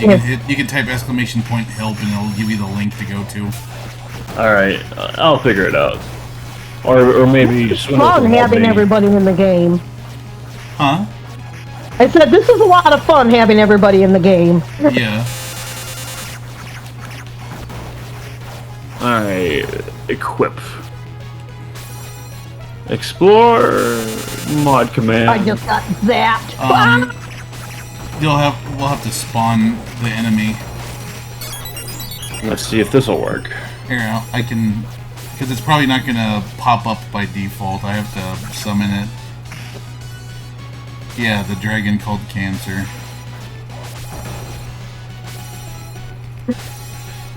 Alright, I joined the brawl. Oh, whoops. Leo. Alright, use. How about use? Not a valid Hashtag. monster. Oh, you know what? It's probably because I did it before I started the boss. Or the boss, rather. Or did I? I didn't spawn it. Ah! Well, thanks for the Metalhead Fist, anyway. Well, I'll get the spawn in a moment. I just don't want to make everyone pissed off. Yeah, you do. They don't know you. I swear that it's a real monster. And Nintendo Switch doesn't have voice chat, so if they're yelling at you, you can't hear them. Fair. I might have to maybe I have to stop and restart it. Because it's possible that I had the bot started beforehand. I love that NECA has these toys out to where you can now have these little robots. Oh, they do? I need that. Yeah. Nice. I have a couple of these robots now because of NECA. Do they come with electric whips? Yeah. Sweet. We're having both those pizzas. Alright, let's see. I'm gonna be dumb and I'm going to stop and start the bot. In the middle of battle. My sons, stop getting beat up by this rock monster. I taught you better than that. Stop sucking. Please, turtles. I've been up here for 5 hours. I have to pee. Let me down. I am losing patience with you four.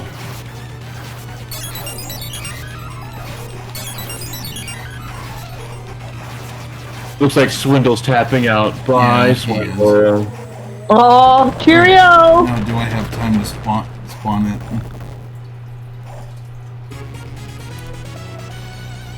Oh, Splinter looks happy. Yes, there it is. It worked this time. Here, good luck. It's got 1,000 hit points. You just have to attack. Make the mix. So to use it, it has an ability on it called Burning Light. So basically, you type exclamation point use, and then burning _ light in all capital letters, and then you gotta give it the target name. I know that's complicated. I don't have the ability of burning light. Might have to go to the. I got into that laser. Might have to go to One the minute website I'm to jumping get towards it and then I'm in it. Look at all that slowdown from all the zippity zaps.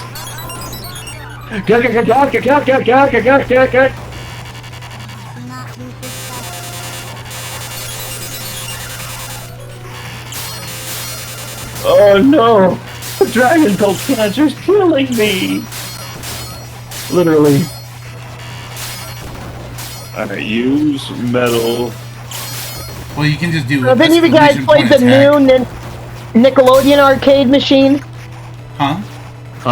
Any of you guys played the 2012 Nickelodeon arcade? Is that the one that's like a 3D redo of this, essentially? No, it's its own game, but it's the same style of game, and it's really good. Oh, I didn't know that. Toka, another Turtle fan and I played it in Colorado a few years back. I believe it's also at round 1, if I'm not mistaken. Most likely. My God, it's using Demi a lot. It hates me. Like, Demi it basically takes half of your hit points.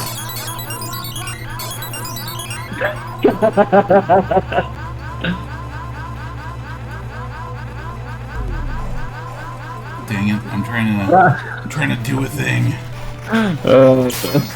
Oh, burning light. No, that is. I don't know. Let's see. Here. That is B1. I'll just do this. Attack. There, that's how you use it. Basically, just copy exactly what I put. The dragon called. Oh God! It just like did a shit ton of damage to me. There's Trey. Basically, it's just like you see how I did it, Cameron. Just copy and paste what I did. All right. Here we go.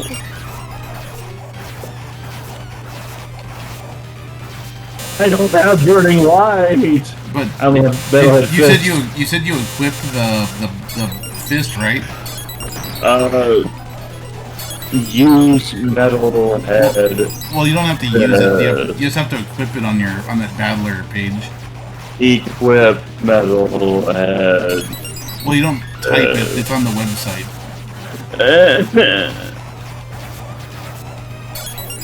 I'm sorry, I don't know how this works. It's okay.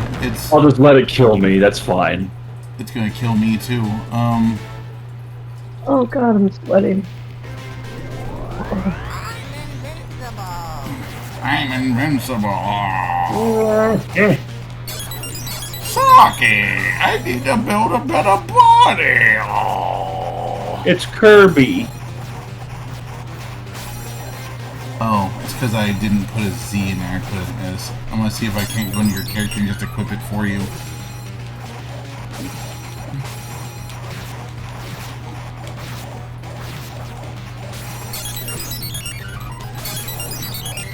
Saki, you live here for free and you don't pay rent. What good are you? Nah.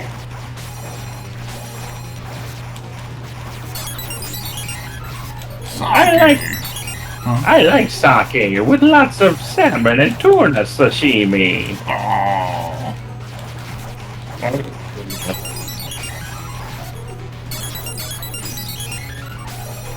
Saki, I want my body to look like Antonio Banderas' body. Oh.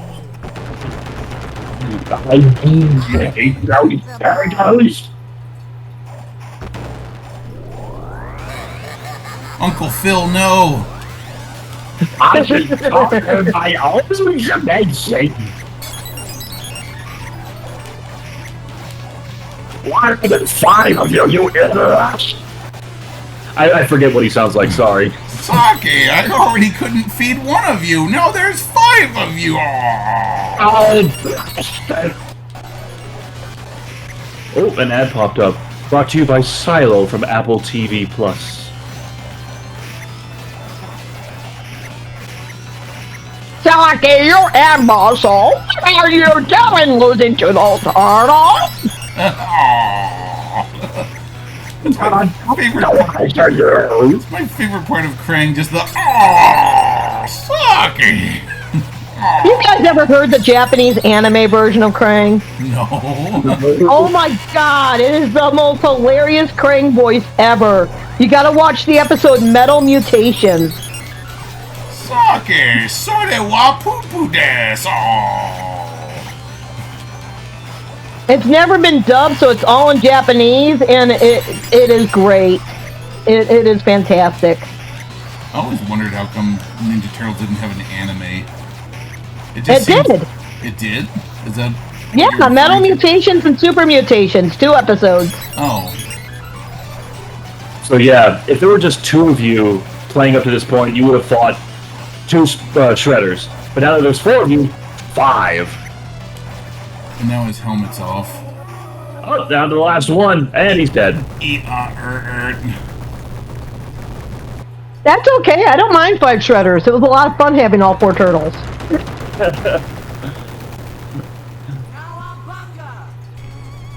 Oh wait. There's so many quarters in. That's the most fun I've had with the Cowabunga collection so far. Nice. And we finished just on time.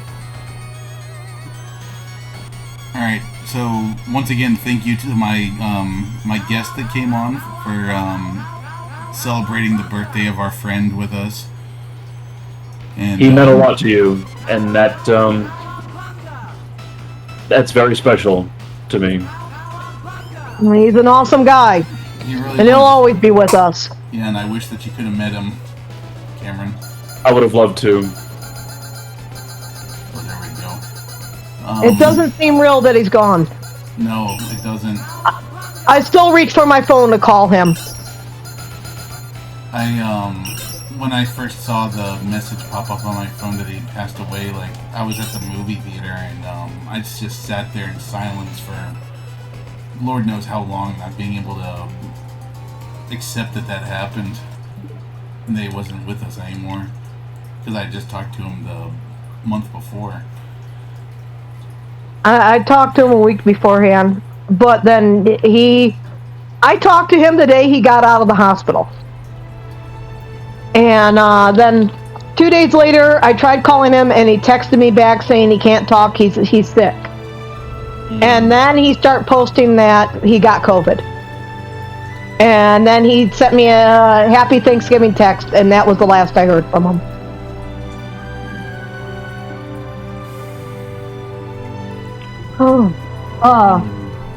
It don't seem real.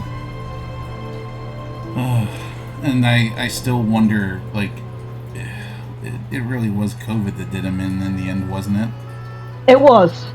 If he did not get COVID, he was on the upswing of beating the cancer. But they brought his immune system down to 0. So when COVID was introduced into his household, they all caught COVID. But he was the only one with no immune system. And it put him right back into the hospital, and he did not pull through. If not for COVID, we'd still have him right now. I hate it. I would, he was talking about getting his own place during his recovery because he wasn't sure about going home. And it just was too much money. He couldn't do it. And it was also, he didn't want to drive anymore until he was better. His first time going home, he ended up doing a lot of the chores, dishes, taking the trash out, gathering the trash to the house. And it spread the cancer back through his body. And I told him, you should have been resting during this time. And so his promise to me was when he went home this next time, he wasn't going to do any chores. He wasn't even going to drive. He was going to rest so that his body could start to heal. But he never got that chance because he got sick as soon as he got home. It just hit him right away.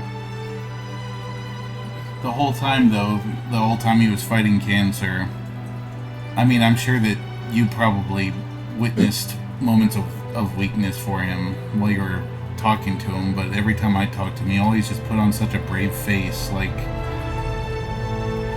he wasn't scared. He felt he could get through this. He definitely had his biggest fears. His biggest fear, I think, was when he caught pneumonia. His cough, his horrible cough.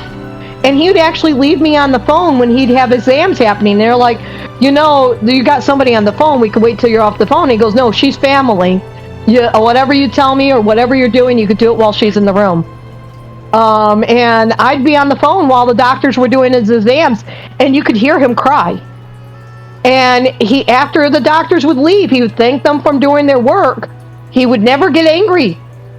But you could hear how broken and how much pain he was actually in during the exams. And how broken he was when he found out that there was that people making fun of him. Oh yeah, he really got broken when he found out that there was some nurses making fun of him for liking Ninja Turtles. But as I brought up to him, I reminded him that he had friends, Courtney and Raphael, there. To the point where Courtney actually had a letter sent that was read at the funeral. So we got to hear her response about him being lost. I wish I got to meet Courtney in person. I got to talk to her on the phone a few times. I got to talk with Raphael as well. I would spend anywhere from 5 to 8 hours on the phone a day with him that summer. When he was at the hospital, if he called me, no matter where I was, I'd drop what I was doing, and I'd just take that phone call, plug it into a charger, and stay on the phone till he wanted off the phone. There was no me time at this time. It was all about him. That went all the way from June till November. The last time I talked to him, my friend Travis had passed away at the end of September, and it just, like, losing Travis, like, so Travis was a friend to me, but he wasn't like a super close friend, but it just made me realize that, you know, I wasn't young anymore, and that my friends weren't young anymore, and that any time that I talked to someone could be the last time I talked to them. And I had been worried about Roger for so long with his cancer and whatnot, but honestly, I'd been kind of a coward, and I wish I had talked to him more, but after losing Travis, it made me, you know, I reached out to him and I called him, and I just called him to tell him that I loved him. And, yeah.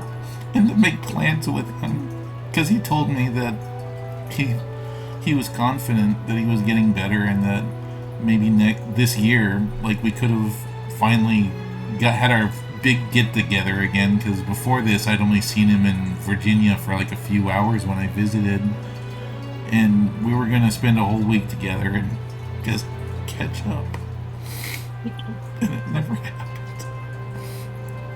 He brought this phone call up to me. He called me up and told me how he just talked to a friend he hasn't talked to in a long time, and how good it felt, how excited he was.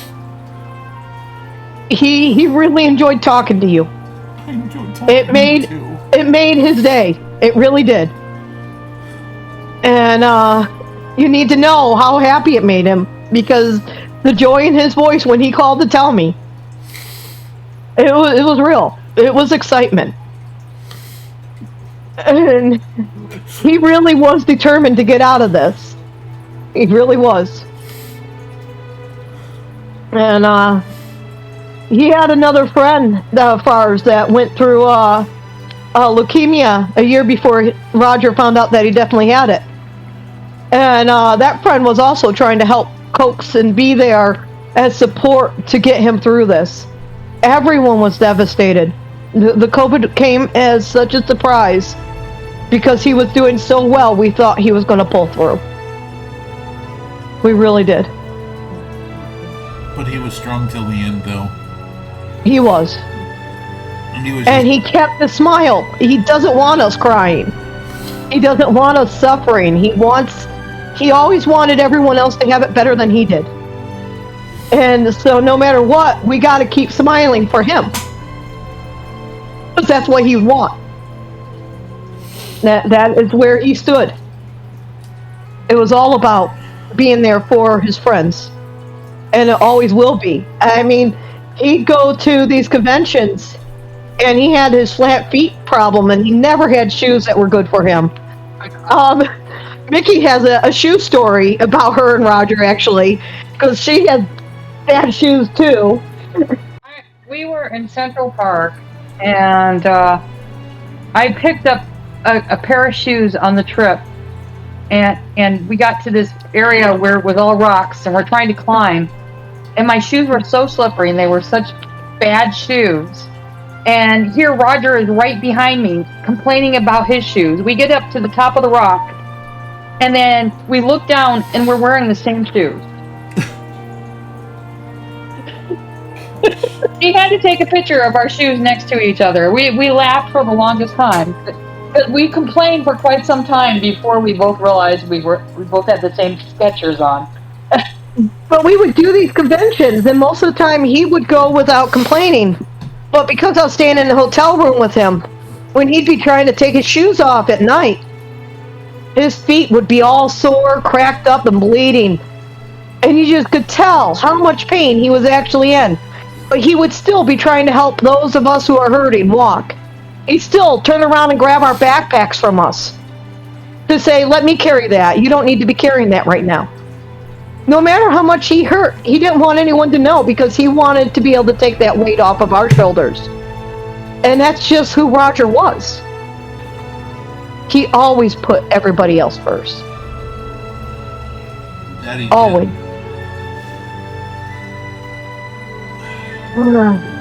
He belongs still alive.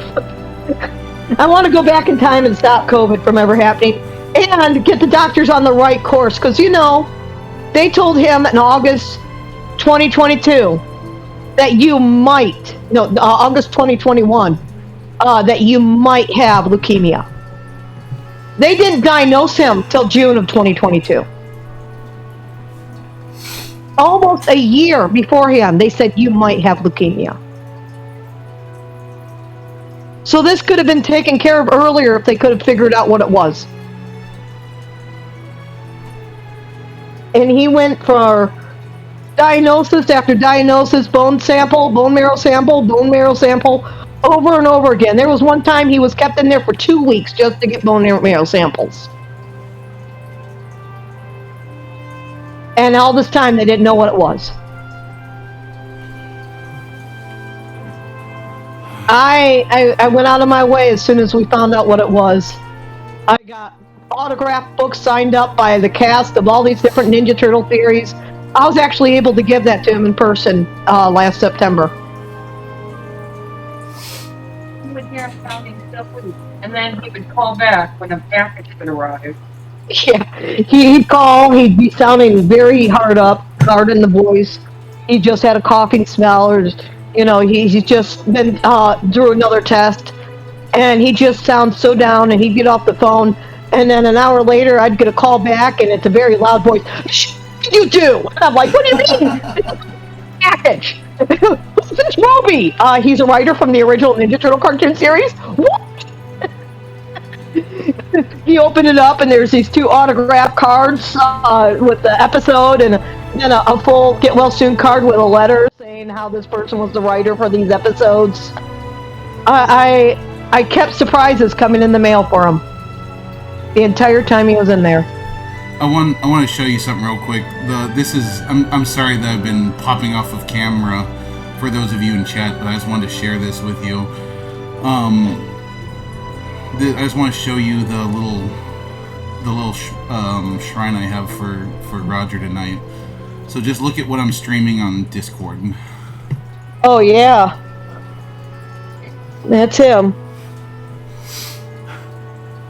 That's our buddy. I love you, Roger. I hope I can see you again one day. And I hope that wherever you are, you can see all of us and see how much we all miss and care about you. Oh. I do believe he's around still. Like, you know, the farmhouse. That's what I was about to bring up, Mickey. Our friend Larry took a picture during the sunrise at the farmhouse, which is something that Roger wanted Larry to do. Because me and Roger did that our first year at the farmhouse. We went out in sunrise getting photos. And he posted this picture. In fact, you could see it on Roger's page because he's tagged. And it's the second morning, and there's this one of the first pictures. You can see an orb clearly on the grass right near the road. And I'm like, look, man, that was Roger there with you. He was there, and he wanted you to know he was there. The one thing he asked of him, that's what it said. Yeah, it's the one thing that Roger asked Larry to do. And that's where there's an orb. I'm gonna do something similar for Roger when Day of the Dead comes around this year, I'm going to put him on the offerenda with my family. Oh, awesome. He is family. He absolutely is. Anyway, folks, I'm gonna cut the stream, but I just wanted to thank everyone that came for coming. Thank you, Michele, for talking with us. That was an absolutely awesome evening of discussion of Ninja Turtles and Roger cartoons. It was wonderful. And thank you, Cameron, for hopping on Discord with us, and of course, all of you that joined up and watched tonight and said happy birthday to our buddy.